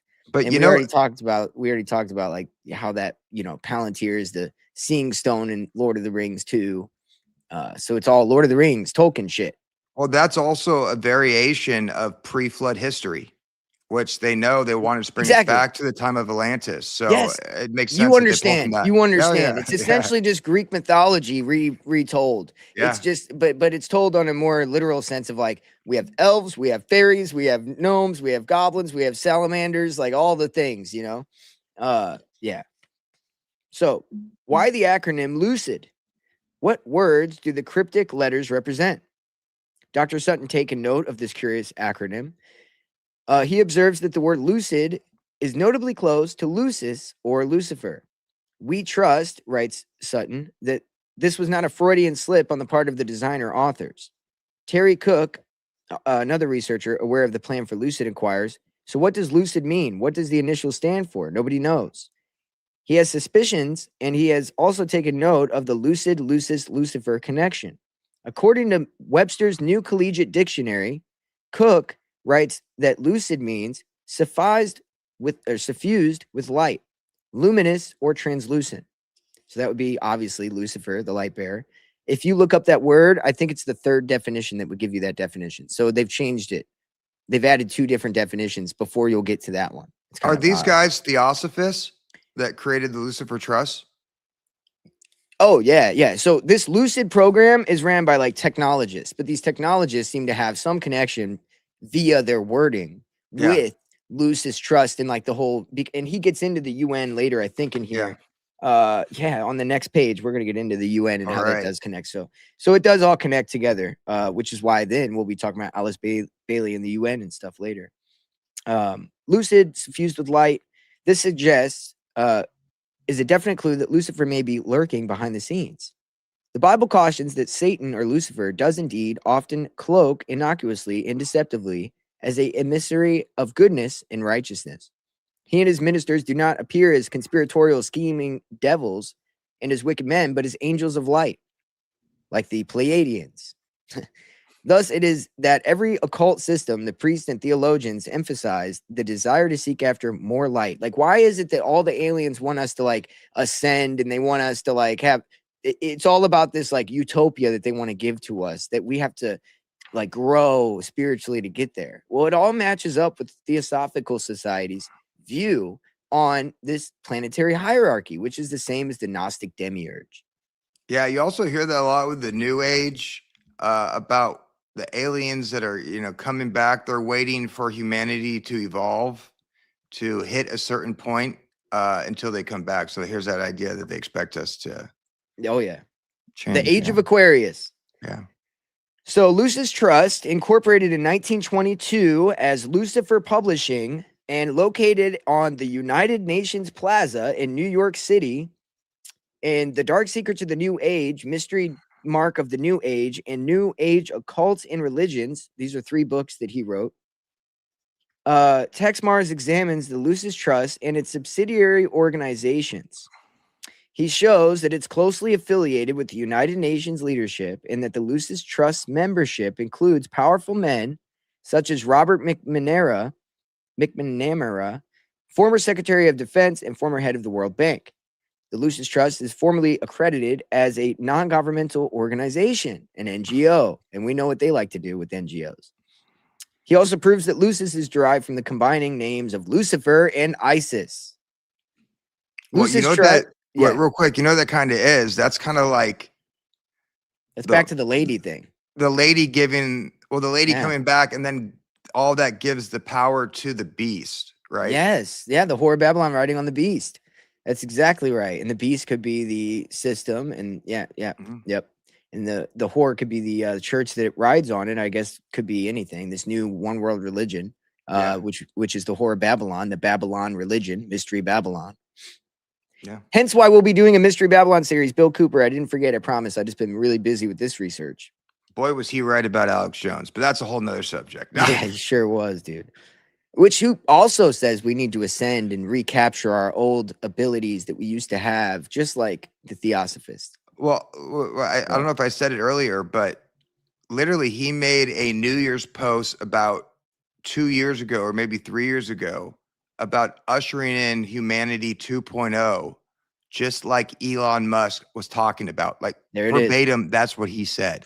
Well, what t-shirt was he selling? Wasn't he selling some t-shirt that was like, oh, fuck, I can't remember, dude. Well, he was selling, what was interesting, that he was selling a Holy War t-shirt within a week of Charlie Kirk being married. So you got to ask yourself, why is an intelligence operation selling Holy War shirts? The Christian martyr ushers in the new watchful order. Yeah. That's exactly what it is. Meanwhile, wait, real quick, I think that's why he was killed. I 100% believe that's why Charlie Kirk, not because he was turning against the Zionist movement. No, it was a sacrifice. It was a sacrifice. And I also think he's more powerful to both sides as a martyr. Absolutely. And entropy is something I've been studying as well. And I've been studying so many fucking things, dude. And they all fucking come together in a weird way, but it's just entropy. Okay. And this is important for what you just said.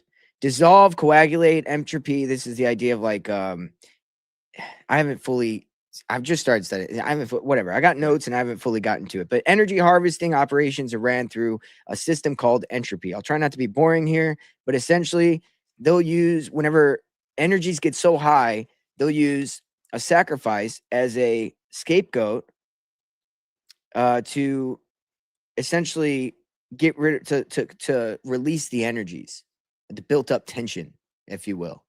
And so this is the idea of entropy, like bubble up and then pop, bubble up and pop, like the markets do.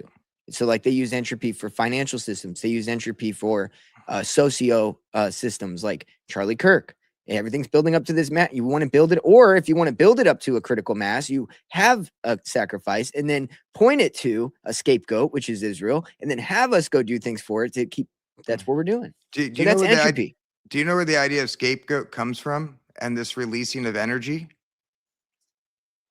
It comes from the Old Testament when they would they would all touch this is what God said to do. They would have 2 goats and they would all touch one goat and transfer all their sinful, I guess you could say, energy or sins to that goat and then send it out into the wilderness for Azazel. Wow, really? Yeah, the scapegoat. That's where it kind of derives from. Yeah, that's where it started at. You know what? They did lay that out. I've got that probably in there somewhere. Yeah. Sig says, we're going to go on another tangent here. Sig says that Bill Cooper was a PSYOP, military intelligence, and he was a PSYOP. Bill Cooper, he admitted that he was naval intelligence. And he also said that he was given a lot of information that he believed was given to him to put it out.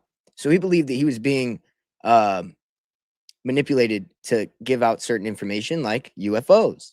And he actually turned on the ufology movement because he realized it was a big psyop. And if you listen to his Mystery Babylon series, I can't really see where he is being a psyop in that. So I don't think there's anything wrong with going into that, because we're not speaking about, I don't know, like there's nothing wrong with the Mystery Babylon. And I think you should listen to more of him. If you can find his radio show on YouTube, I recommend it, because I don't know, man, there's not much I really disagree with that the guy says. I mean, there's some things, but he's pretty on point with a lot. So Yeah, he just is. saying. But hey, we should always keep our head on a swivel. And at Always. the end of the day, I think it's important to listen to everybody. Whether they're good or bad. I don't think we should follow these people, but I think in order to understand what the agenda is, listen to them, right? Because if we want to know what they're trying to do, they use their mouthpieces in the media to do that. So I think it's definitely important to take in the information that they have. I think so too. And I will say, like I know Tucker Carlson's a psyop, and I listen to every episode he puts out. You know what I'm saying? I think it's important to know what they're trying to push. And, I did find it weird that Bill Cooper was a part of the Republican party or whatever. Like he was a part of some Republican committee. And I was like, well, they definitely, the RNC committee. And I'm like, well, they definitely use that to fund people that serve narratives. So there is an aspect to that. Like when you're talking about the militia narratives he would serve, or when he was talking about Waco, or when he talked about Ruby Ridge, I think he was being funded to put a lot of those talking points out there when he was talking about that stuff, because he wanted to build this right-wing militia system so that way they could dox them and then take their shit. I think he served a purpose for that. And I think that's why he even met the Unabomber at one point, and they minimized it. But I think there's something to that. So I'll give you that. There's some oddities. There's also some ties to his name and Demolo International. He said he was in it as a child, and he said he said that doesn't indicate that you have to be a part of something. I don't know. I mean, I'm with you. We'll see. Yeah, dude. Why do all these guys have to be a part of something like that? That's why we should. Can one of them be clean? That's why we should only follow Jesus, because man is infallible, right? I mean, I'm infallible. You're infallible. There's some people who are more infallible that actually, sell their soul to the agenda. But only stay with Jesus. Doesn't mean we can't learn from these people. In fact, I feel the same way about that as a lot of my quote unquote conspiracy heroes. They're no longer my heroes once I got further down the rabbit hole. But I definitely did learn from some stuff from them from the very past. It definitely plays a role in how I view the world today. Absolutely, dude. I read the Satanic Bible before praying for protection, or after praying for protection, rather. And I fucking read that, dude, and you get some answers out of what they're thinking. I mean, these people, I get it. I know what they're thinking, dude.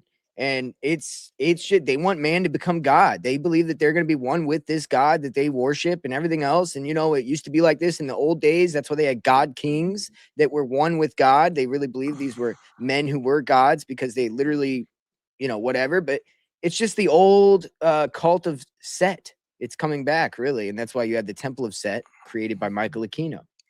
Isn't that just we'll get back, but isn't that just the most wild thing in the world? Literally the guy who ran propaganda and mind control literally was a Satanist. And he even that's so much how entertaining I guess the world is that he even had those evil eyebrows. Like he fit the bill perfectly. No, absolutely. It's like you couldn't have tried harder to be who you are. I'll give him that. The guy knew who he was. You know what I'm saying? He really knew himself. And that's really what they serve. That what they try to teach is just to know yourself to the level of godhood. Yeah. So it says, meanwhile, Crusett is a medical doctor who officially holds the position of Lucid Systems designer. He's also on staff of Interpol as a medical officer. So this guy is definitely deep state. And wait, where did he talk about? I'm trying to. Oh, here we go. Yeah, they talked about. I think I fucked up because we were talking and I lost. Oh, my bad. The point was. No, you're good. I just don't know. Oh, okay. It just goes on into this whole thing. So he keeps talking about Crusett for a while. So he's a medical doctor. Crusett is an official representative of a foreign police agency working with a non-governmental organization. And as he mentioned, Lucis Trust is accredited as a NGO of the UN. So he's like a part of the system, is what he's trying to lay out. So it is apparent to me as a researcher Anthony Sutton and Terry Cook discovered, designers Crusett and Hilaris are very reluctant to reveal the true meaning of the acronym LUCID. So they're trying to get out of him, what does LUCID mean? And so that's what he's kind of laying out. So they were able to locate Dr. Crusett at a company called Berkmeyer Software Development in New York City. Berkmeyer was another CIA proprietary organization. When Crusett refused to talk to them, they interviewed a Mr. Bernardo Lamb, a technical specialist at the firm. And then they keep going, whatever. So let me try to get to where they actually talk to him. Finally, perhaps noting our dogged persistence, the doctor emailed us a message in which he claims that LUCID stands for Logical Universal Communications Interactive Data Bank. Crusett also maintains that he and Hilaris are not a governmental payroll, but are entrepreneurs, and LUCID R&D has been a privately generated venture. So anyway, LUCID will, he added, complement and enhance the international justice system. So he did add that at the end. So he's saying like, yeah, it's going to be used for the justice system. It's going to be used like to track everything and everything else. So he kind of admitted it, but he won't admit the esoteric value of Lucifer. Very crazy. I think that's all he kind of, I'm going to keep going from there because that's probably it. It is the hidden chiefs of the National Security Agency, their understanding in the know, and especially their superiors in the inner circle of the Illuminati, whom we can rightly brand as the culprits behind naming this company. It is they who have conceived this colossal project and will finalize it and set it in motion. If they do not repent, these men will be found guilty on the judgment day for unspeakable crimes and treachery against God and man. Facts. We all will have to pay the piper, including these evil assholes who are trying to kill everybody and turn us gay. Yeah. Yeah, I tried to tell my parents that agenda at Easter or Ishtar Day. So you got to understand, the main role of the government, what they want to do is either kill us or turn us gay.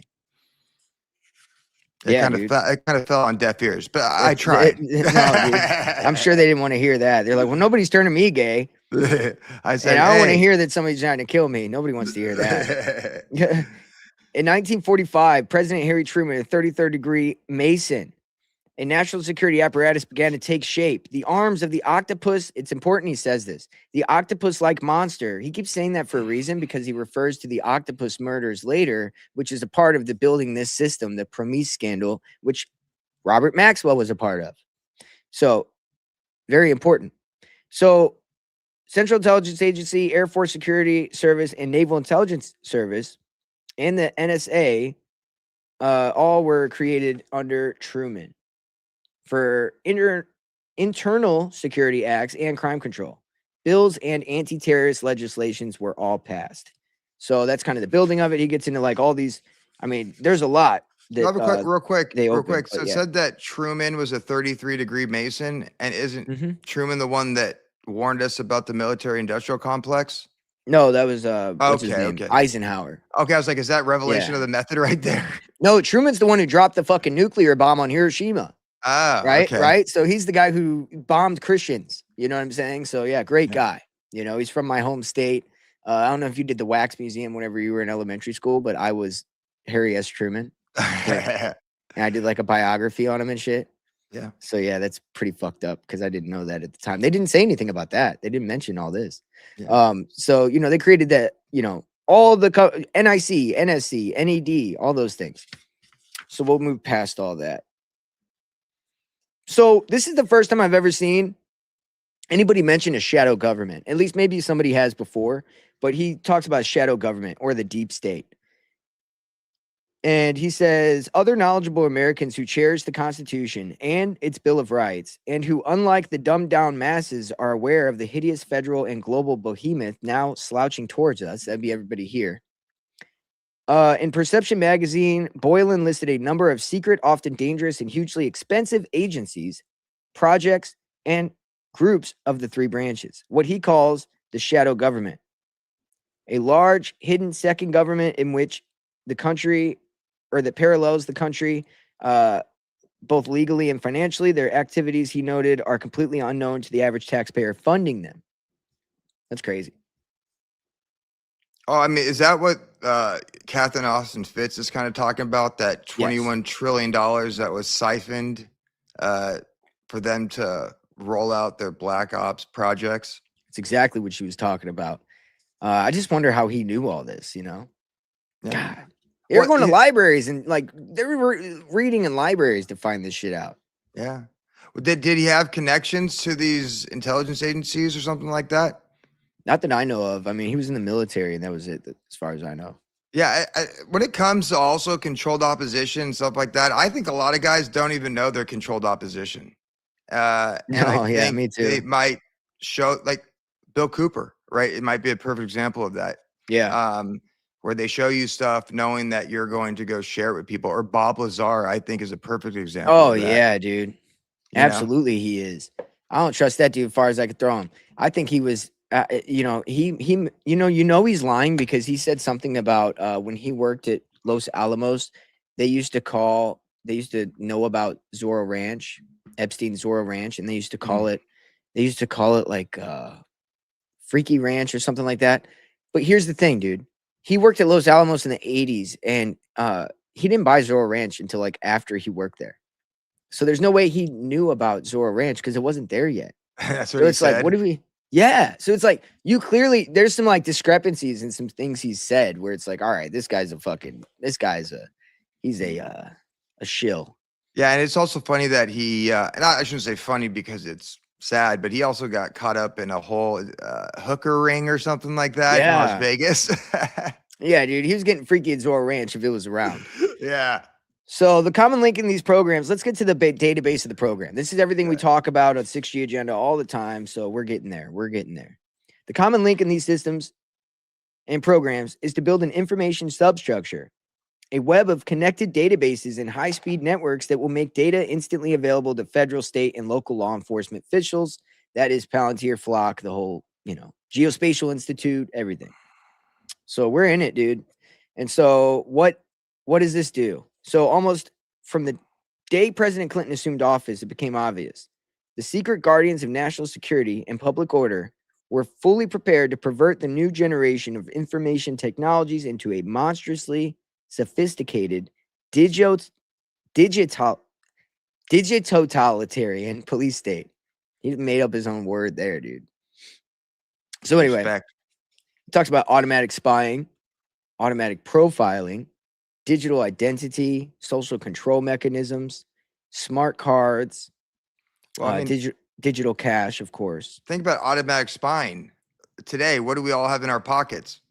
Exactly. A cell phone. We're there. Yeah.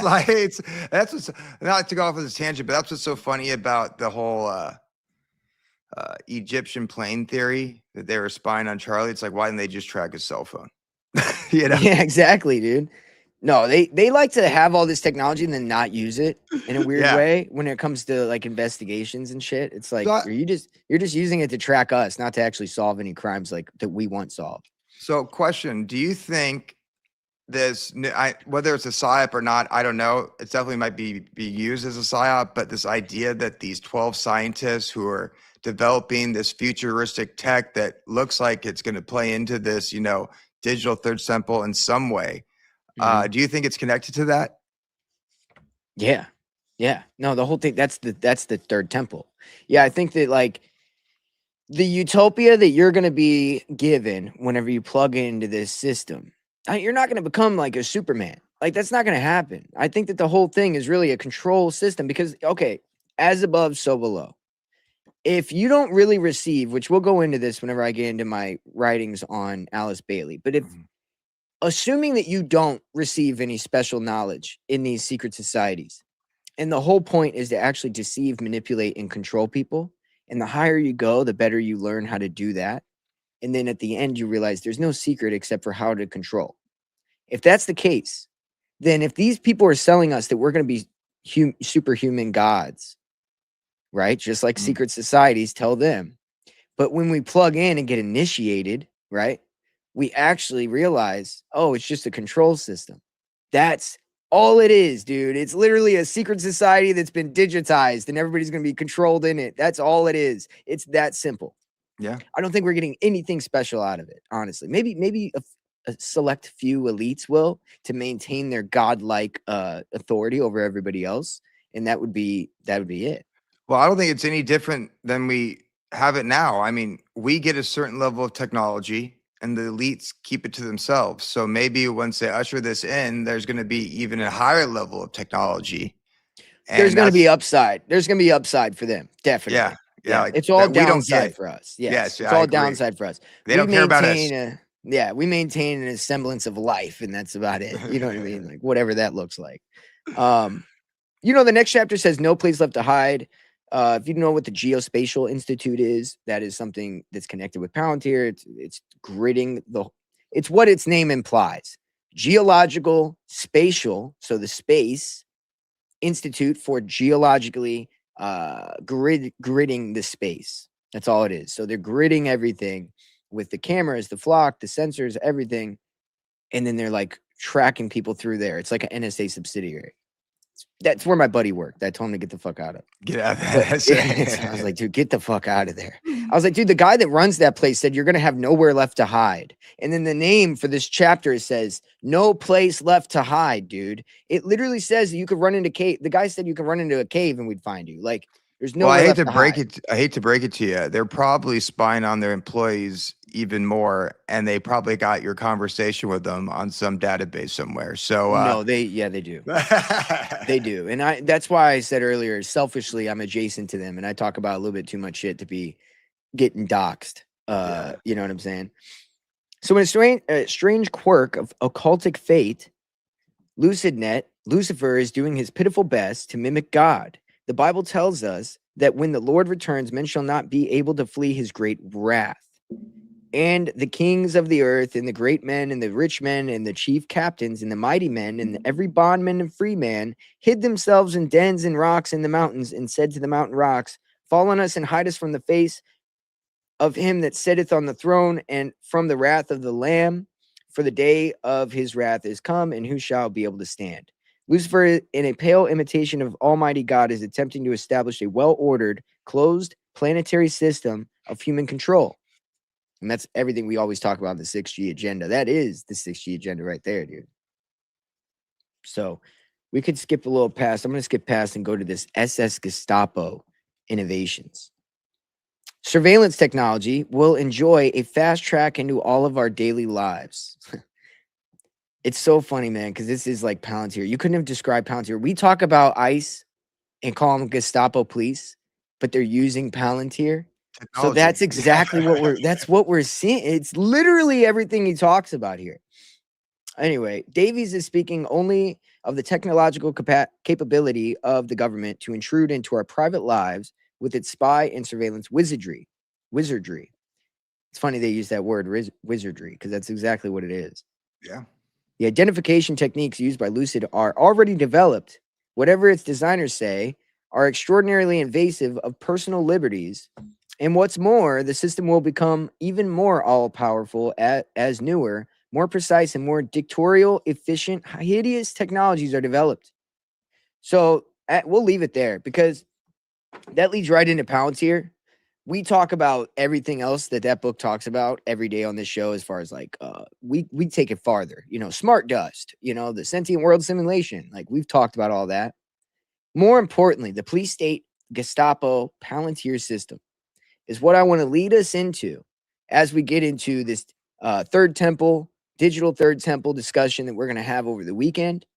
And as I talk about Alice Bailey's work with the Theosophical Society and how this UFO, alien, free energy, reverse engineered tech, all these scientists going missing right before this movie comes out about aliens from Spielberg, and it's all about channeling aliens. That's all coming soon. And so, yeah, we got to talk about that this weekend. So I'm really excited. One more interesting thing about Palantir, we know the name derives from, what was I about to say? What's that movie? Where do they get the name Palantir from? Lord of the Rings. Oh, what's interesting is I remember now, Amazon actually did a television show, Lord of the Rings. I don't know if it's still going, but when it shows, I believe it's the elves. It's in the first episode though. And Gandalf, it shows a bunch of like fireballs coming down to Earth, crashing. And out of that fireball came Gandalf. What does Genesis 6:4 talk about? The fallen angels coming down to earth. What does Enoch talk about? Coming down to, what's it called? So right there should tell you everything you need to know. Oh, dude, I got to show you this now. I got to show you this now. What's the island? What's the island? Alcatraz. Look at this. Look at this, dude. Hold on a second. Let me find it. They're putting a Prometheus statue on Alcatraz Island, I think I saw. Right now? Yeah, and Prometheus, you know, that's who you just described, dude. Yeah. You know? Knowledge bearer.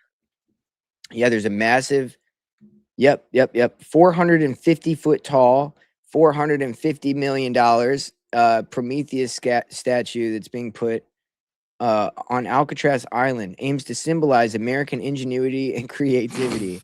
Who's building that? God. Is America putting that up there? Yeah, dude, we're doing this. Our government is putting that up there. Yeah, dude, Alcatraz Island. Yeah, dude, Trump's bringing in all the good stuff. He's got the fucking Solomon's Temple coming in. Let's see who's making it. Yeah, MAGA. Why it says MAGA on the fucking headline. And isn't Magnifies Silicon? Yeah, hoping to magnify Silicon Valley skyline. Well, there you go. Prometheus brought technology to the people, right? Yeah, and what's Trump doing? He's bringing fucking Lucifer's doctrine to, you know, the whole thing that we're, you know, it merges everything together. It's beautiful. You know, Trump is a character, you know, no matter who you are and what you think, Trump is going to be somebody that's probably one of the most important characters, definitely of our time, but maybe of like a century at least. And I mean, when it comes to his story, his name, the implications of what he brings in following his reign. I mean, dude, like, let's get into it. I mean, his last name's Trump, and Trump cards, right? In the tarot arcana, the Trump cards represent all of the demiurges. Every card represents each god, right? Or planet, or astrological aspect, or archetype. That's what it's just many names for one fucking thing. All the lipstick you want to choose. And so, he has the name Trump. And of course, he posts himself as the magician, a tarot card, which I think is funny because that's a major arcana in the Trumps. And so I think that's hilarious because everybody's calling him Jesus in that, but it's really the magician. Yeah. And finally, his dad's middle name's Christ. Well, I mean, that one lady said it all. The one who does the spirit cooking. And this is why she opposed to Trump. And you think that she's, you know, running in liberal circles and Democratic circles. And she was on video saying he's the magician.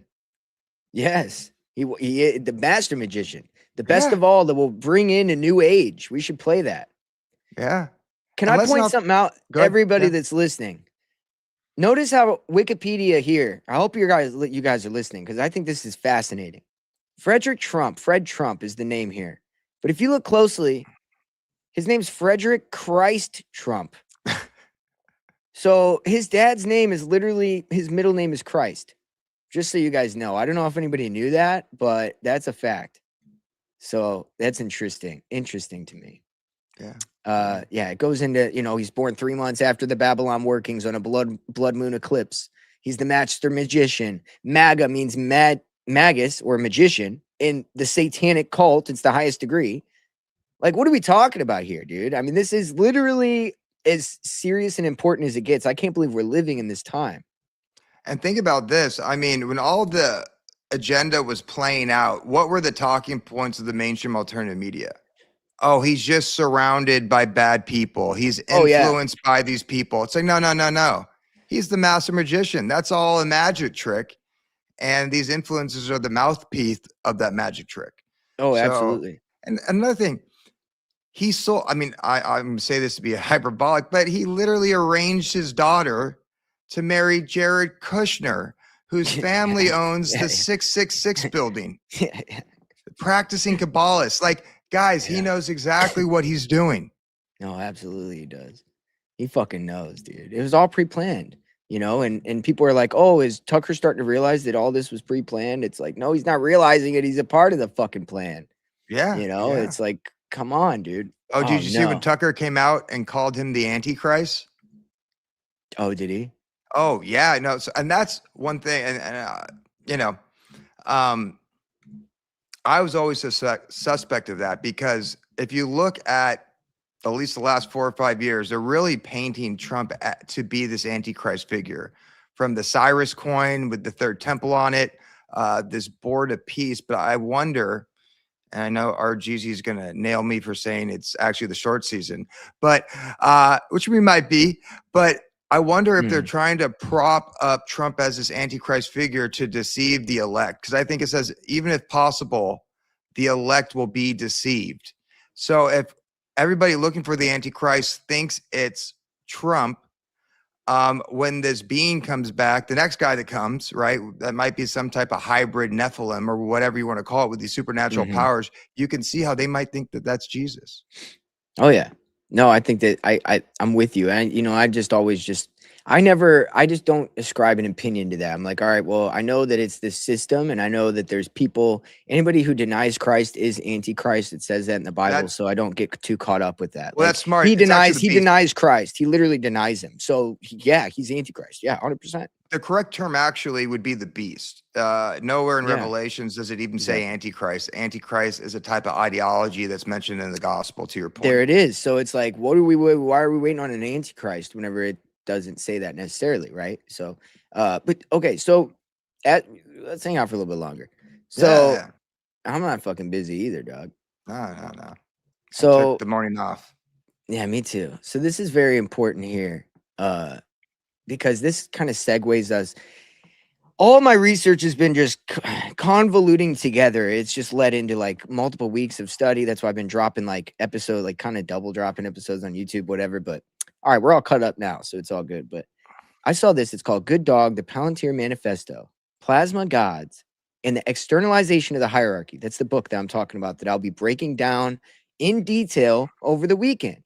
But here's a little teaser for how all of these things connect together. What we're talking about with Project Lucid, this here, Palantir, what Palantir posted the other day, it all connects. And the UFO plasma fucking orb shit with Chris Bledsoe and all that. So, Dr. Heather Lynn, she really is fucking good, dude. She's just good. She's got some good shit, dude.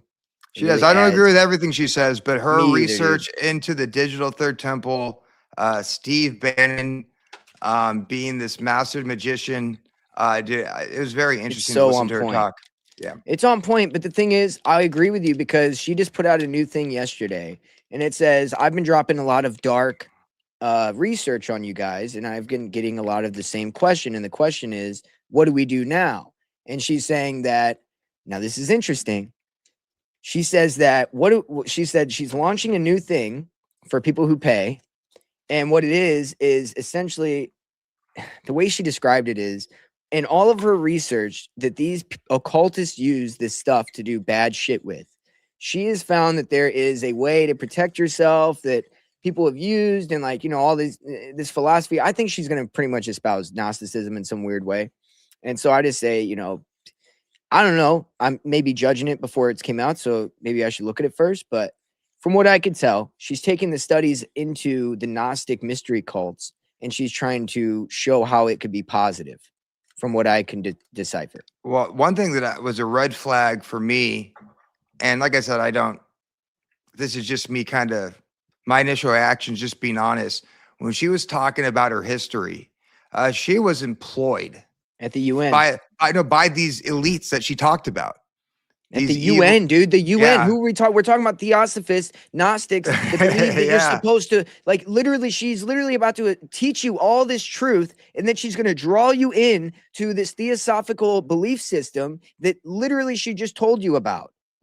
That's crazy to me, but that's exactly what I kind of see coming with that, and it's really sad because it makes sense. You know, of course, dude. She blows up out of nowhere. I mean, you know, whatever. I don't know. Whatever. What do I know? What do I know? Yeah. What do I know? I know she has some good information. So like Tucker, I'll read it, and I'll read it with discernment, and I'll use my discernment, and that's all I could do. Yeah.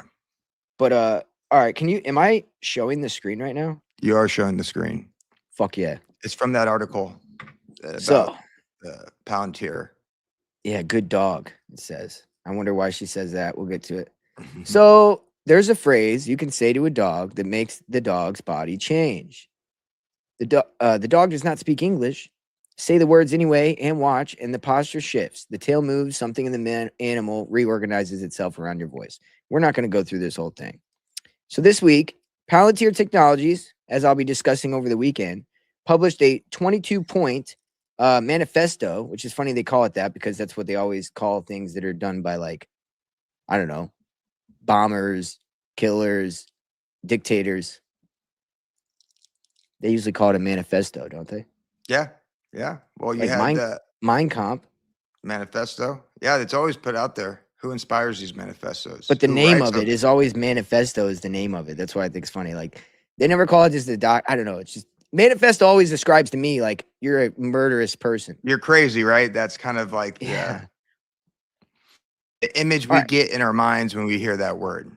Mm-hmm. So it's a summary of a book called, oh, yeah. And I read some of this book and I never got into it on the show. And I'm going to have to sometime. So you've read like Plato's Republic, right? Or at Oh least no, I've not. you've I've heard heard of of it it. though. Yes. Oh yeah. Okay. So Plato's Republic is a very obviously popular book of how to run, places, whatever. So Alex Karp has put himself on the level of Plato, which I think is so funny. He wrote a book called Technological Republic, Hard Power, Soft Belief in the Future of the West. And I just think that he's really, I mean, come on, it's about how to run government, and it's called the Republic, very close to the Republic. Well, I think once again, I think they draw all their inspiration from the past. They just repackage it and call it something different. Well, and Plato talked about Atlantis. Yeah. So it's like, come on, dude. He was initiated in the pyramids. And once again, as a Greek philosopher at the time, he would have worshipped the pantheon of gods. Absolutely. Yeah. It was I want to say Egypt was full Osirian cult shit, like ISIS and the whole deal. Yeah. So it says read the manifesto yourself, which we will be doing over the weekend. That's why I just skipped over it. I just want to get to the context of like what she's kind of getting at, because I think that will lead us into the teachings over the weekend.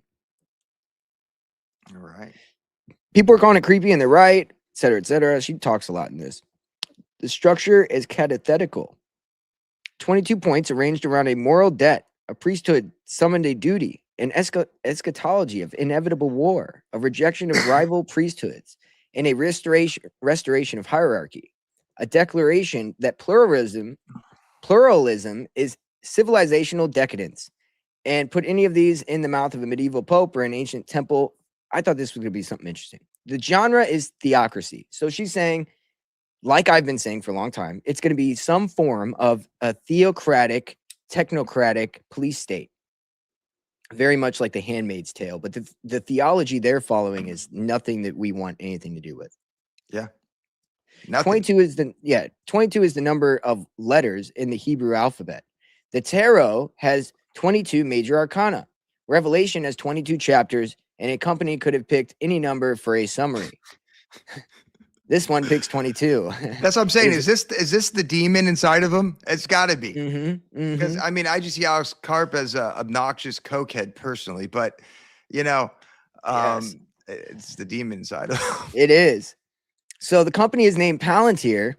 Of course, we talked about this, Tolkien, the Dark Lord. But what's important is in this story, they're corrupted by the Dark Lord, who uses them to deceive the people who look into the stones. So the founders of this company did not pick the name at random. People talk about how it's a seeing stone, but they do always leave that part out. Like they did make it into a dark thing. So it's a scrying stone company, essentially. And now here's where we get to the part that I'm talking about. 100-year curriculum. In 1919, a woman named Alice Bailey began to produce a body of written work that she claimed had been dictated to her telepathically by a Tibetan master. Over the following 3 decades, Bailey published 24 books, and they are the foundational curriculum of a global network of esoteric schools. The organization she founded is called Lucis Trust. It operates the Arcane School, a mail and email correspondence program in 8 languages. Now, it maintains consultative status with the Economic and Social Council of the United Nations, and it has been headquartered at various points. New York, London, and Geneva, which is funny because all 3 of those places are very interesting to choose. Oh, yeah. Well, dude, Switzerland's crazy.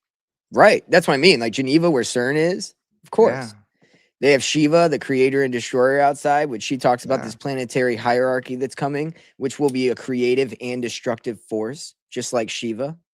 And it's interesting, when I was looking into like symbols and flags and stuff like that, there's actually a city in Switzerland where their flag is 2 giants. Really? Yeah. No shit. Well, you know what's funny? So you know the ibogaine shit that just came out? Yeah. Watch this. Once again, when it comes to that, who's pushing it? That's why we should be suspect. Well, Joe Rogan stood right. Joe Rogan fucking stands right by Trump after talking shit on him for the past couple weeks, and then he stands behind him like a cuck, like where his head's facing Joe Rogan the whole time. Yeah. Gilgamesh is an ibogaine pharmaceutical company. Wait, it's called Gilgamesh? Yes, bro. That's what I'm talking about. It's an Israeli company. That's what he's pushing right now? Yes. People don't even point that out. Company named after a giant. Yes. That's what I'm saying. Good find. Good find. Thank you. I know. I looked up. I was like, what companies on the pharmaceutical companies for ibogaine? First one I see, Gilgamesh. I'm like, well, I don't even care about the other ones. They're all owned by Israel, but I care about this one more than any of them. I'm going to make a video on that and definitely give you credit for it, dude. That is a great find. Thank you, brother. And, they're also, if you saw the lab-made chocolate that they're doing, that's another Israeli-owned company that's going to be making chocolate, the cocoa butter for the chocolate in a lab. So stop buying fucking chocolate. You can't even buy Toblerones anymore. That shit ain't even good anymore. But you can buy DMT chocolate. Oh, yeah. Well, it'll just have, they put nanotechnology in all the fucking edibles and stuff for weed now. You think they do? No, they absolutely do. My buddy bought edibles and showed it. Like, he sent a picture of it and said, "What is this?" And he knows that I have this show, obviously. And I'm like, get the fuck out of here. So I start looking it up. I don't take edibles, so I didn't know this. And I start looking it up and I'm like, oh shit. I was like, okay, so what do they do? And they tried to kind of word it where they're like, well, they diffuse the THC with nanotechnology so it like goes faster. It's like this weird thing. I'm like, so what are they doing? Are they putting nanotechnology in your body? I'm super confused. And by nanotechnology, do you mean that it's a chemical substance that's small? Or do you mean it's a like digital substance that's small? You know what I'm saying? Like, what does nanotechnology imply? Like nanotechnology, what is the definition of that? Yeah. I mean, it could just as easy as chemicals or that they call technology that we can't see that are making major changes within our body. Maybe so. This is how we get to the bottom of things. It's a branch of technology that deals with dimensions of less than 100 nanometers. So technically, it could be chemical and technological. Okay. So I don't know exactly what that means when it comes to THC, but whatever. I guess it doesn't necessarily mean they're programming your body, but I still wouldn't trust it. Man, I still can't get over that Gilgamesh find that you got. I know, dude. You need to send that to Tripoli. I will. I definitely will. You're right, dude. I should. He answers me, dude. We'll DM sometimes. He does, yeah. And the only reason I say that, because he was kind of backing it. I guess it's his buddy. I get it. We all have our blind spots and stuff. But he was like backing it. He's like, well, let's just say it is true that it helps with that. What's the big deal? But I was like, wait a minute. You should say, Sam, just check out this. I know. I'm going to be like, hey, did you see this? And just leave it at that. Yeah. I think he's mad at me, but whatever. You think so? Oh, because you call out Joe? I might go too hard in the paint. Whatever. Well, you go after influencers, dude. That's your game. I mean, not all of it, but that's a big part of it is like, like these guys are out here shilling and somebody's got to call them out. You have a very good knack for finding, like, you and 7Cs are very good with that. So somebody's got to do it. Yeah. I'm busy looking at esoteric philosophies. We all have our lane. We all have our lane. Yeah. Like, I'm busy looking at esoteric philosophies and how they culminate into this digital world panopticon that's coming. And like, it's just a very fringe area of conspiracy that I'm in versus, you know what I mean? Like it mixes everything together that everybody else talks about. So it's kind of a perfect thing for me because I do enjoy talking about everything, but it's pretty much that is the basis of most of my shit. I don't go into like who funds who all the time or all that. I don't have time for all that. But like, you're really good with genealogy. By the way, did you know that these elites go by the genealogy of their mothers? So you could probably find more information by following the mother's line than you will with the father's. And by the way, that's counterfeit bullshit, dude. Because if you look at the Bible, and that's what, Right. It's the opposite. Yeah. They derived that from the Talmud in a specific passage where your mother has to be Jewish for you to be Jewish, but that's quite the opposite in the Bible. It's all a patriarchal lineage. It's inversion. It's inversion. Inversion, yeah. So, but that's my point. When you do genealogy work, do you follow the mother and the father, or just the mother or father? I'll do both, but it is interesting where they come from. Like I said, to me, when it comes to the system of control, and I do a little bit of genealogy work, but I just have a simple rule, right? And it always payoffs.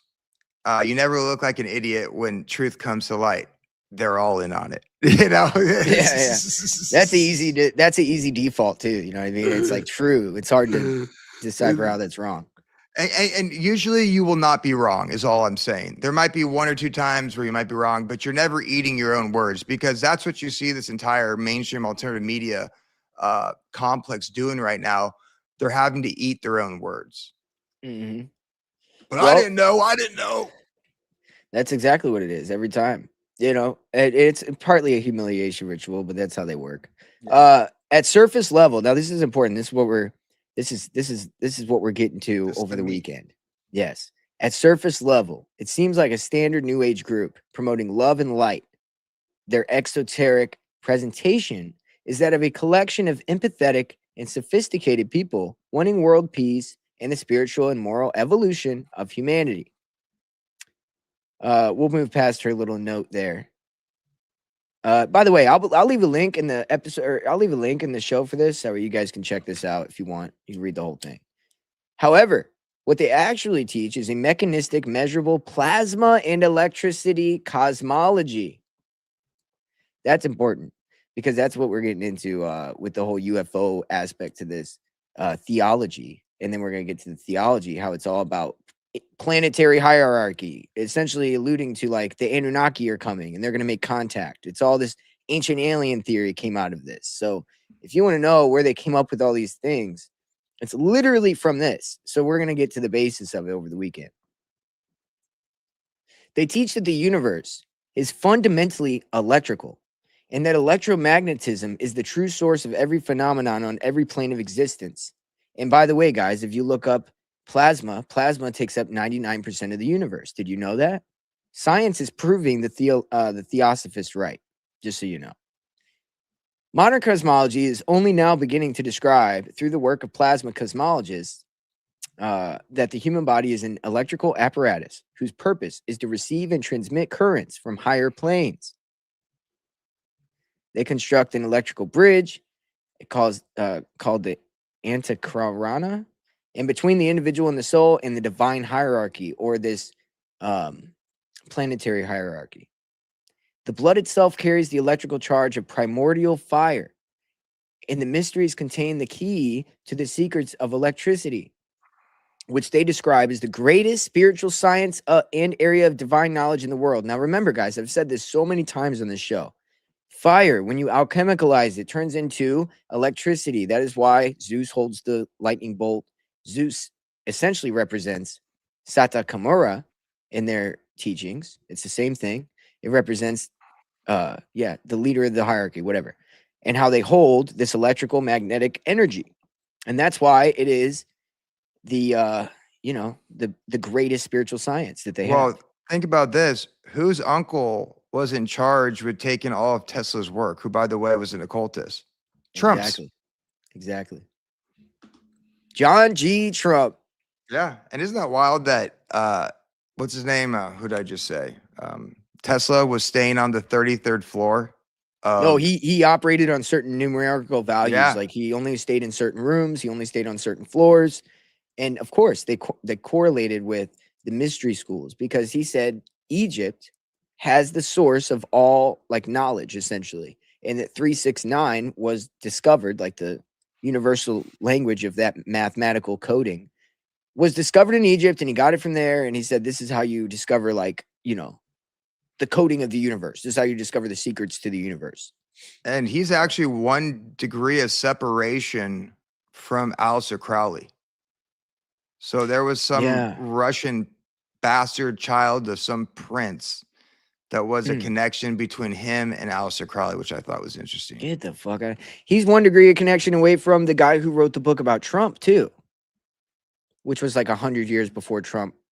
Yeah, that stuff's wild. Right. So the guy who wrote the book was friends with Tom Sawyer, Mark Twain, right? Mhm. And Mark Twain, Tom Sawyer, whatever his real name is, he was friends with Tesla. So you have this weird connection, this little maybe they met. They definitely knew the same people. So it's pretty odd, isn't it? Oh, all these Like, what the guys have fuck these does that mean? connections. All these Yeah, guys have the weird connections. I know. It's like when they're 1 degree away from each other, you kind of have to assume, like, even though it's not officially like they're connected, I mean, you got to kind of. They run in Come the same satanic circles. Yeah, which Or means should I like say luminous circles, right? They run in the same luminous circles. yeah, and so Nikola Tesla channeled things, right? That's where he got the info from. Right. And so I mean, I wonder if like this divine hierarchy gave him and bestowed him this knowledge so that way he could give it over to this guy who wrote this book. And then it became true later, and everybody's like, we live in a simulation. You know what I'm saying? It's like I want, because I know channeling is kind of a thing. Like I think that is real, but it's coming from without a doubt. yeah, and it's coming from these little G gods. And obviously they could probably even tell the future, especially if they know that they're gonna like do the Babylon workings through Jack Parsons and all this stuff later. Like it's not like they don't know things. I mean, the priests have said that these demons know the future and they know the end and what'll probably happen. Yeah. But they still do it anyway. So that alludes to these guys knowing what's going to in the future, what's going to happen, right? So and what something to think about. And one thing I've also been thinking about, you just brought up, simulation theory, electronic universe, dimensional theory, and all that kind of stuff.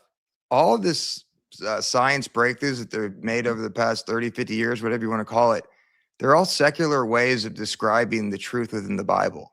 Because if we live in a simulation, what does that mean? That means that the simulation had a creator.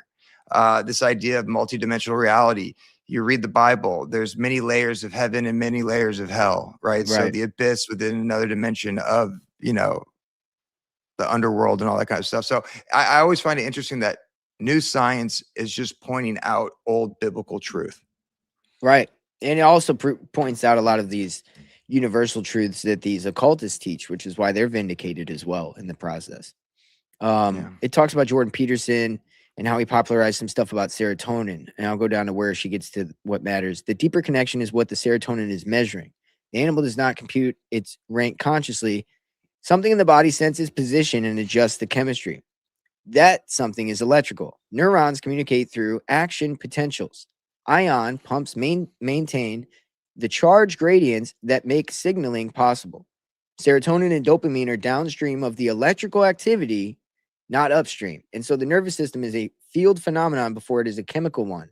In other words, electromagnetic stuff obviously can act on the body a lot more. This gets into the idea of plasma, the idea of your chakras, the whole thing, right? The whole occulty little. So that's going to be getting into Alice Bailey's work and this coming of the new age that she talks about. It's going to be great. Yeah, I'm excited for it. But yeah, we're going to hammer it over the weekend. We got 2 episodes about that over the weekend. And hopefully Ben can join us for the second part. Yes, I will definitely try. Also, I just wanted to point out, because I think you were reading, and we're always grateful when this happens. You got a couple super chats. Oh, I don't know if you paid attention to that. Yes, if you wanted to go up. Thank you guys. My apologies. Hey, Jeezy Mac, right on, brother. You guys are always awesome together. Hey, I love having Ben on.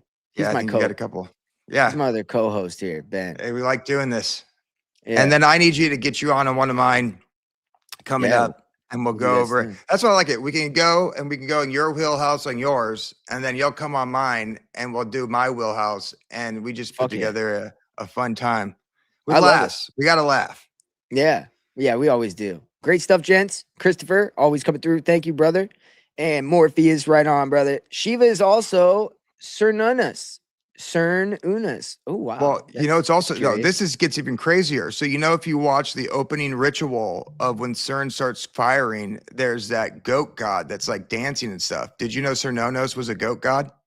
No, but they had the goat god dancing. So Cernunnos, if you type in Cernunnos, he is a goat god. Dude, that's insane. Well, you insane?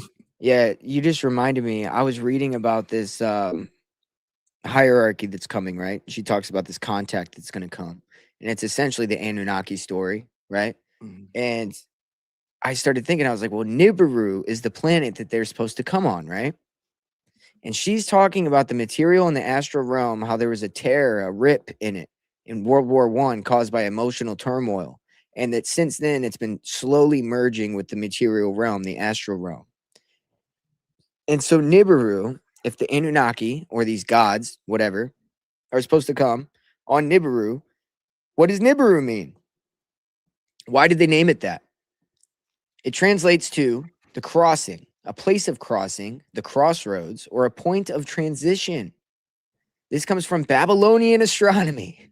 So Sumerian astronomy, the old Sumerian gods are coming back, and they're going to come back on Nibiru, the crossroads where the astral and material realm meet. And that's exactly what they're saying here. Well, this is, I mean, way out of left field, and we'll stop this in a little bit, but there's this idea of New Jerusalem, right? And a lot of people think that that might be some type of ship or something that comes down here. Well, I mean, if they're delivered on Nibiru, I mean, what if that's their version of these fallen angels coming back on something they call Nibiru, which they tell us is a planet right now, but who knows if it comes? I don't know. No, exactly. And yeah, who knows what it ends up looking or being like? I mean, can't tell the future. I just know that this is what they're building up to. So be on the watch, you know what I mean? Be on the lookout. That's what I mean. Keep your head on a swivel, Yeah. And meet me at the crossroads. Remember that? Yeah. It's crazy. But yeah. And the crossroads has always been known as the place where you'd meet the devil whenever you want to sell your soul or whatever. So that's another correlation that I'm like, oh yeah, this is clear. Shout out to the chat. A lot of good stuff in here. I won't read through it all, but thank you guys. And yeah, this weekend, just be on the lookout on YouTube. I'm just going to post it probably a few hours, or I'll try to post it as long before the show as I can, but I don't have my days planned out over the weekend, but I'll make time and we'll do it.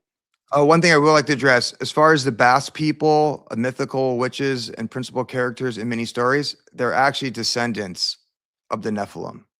And really, I do a whole you've talked about the Basque with me. Yeah, before. That's where the Jesuit order comes from. Dude, like the first episode we did, didn't you talk about them? Yeah. And it's this, and there's the Basque people are this language isolate culture, meaning they don't know where their language comes from. And it's a region within Spain, which, started the Jesuit order. But I remember there was a country or a state or a city within this specific region, and I forget what the name was because I can't pronounce it. But the name literally means one whose language was broken.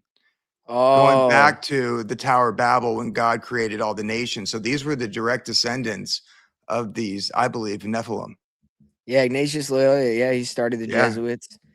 Fuck yeah, dude. Hey, thank you guys. We always like to put on a good show. This one felt like a bang. This one felt like a banger. I loved it. I don't know. I loved it. Felt like a banger. It felt like we fucking, I mean, dude, you may have to listen to it a couple times. I mean, I was reading a little fast. I read fast kind of, but information overload. There's a lot of good shit. And I would listen. I would go back, dude. I think it was a banger. So I hope you guys enjoyed. Fuck those Jesuits. They created Islam, and now look, they're weaponizing it now. Yeah. Anyway, all right. We'll see you guys over the weekend. Be on the lookout. Awesome. Peace out.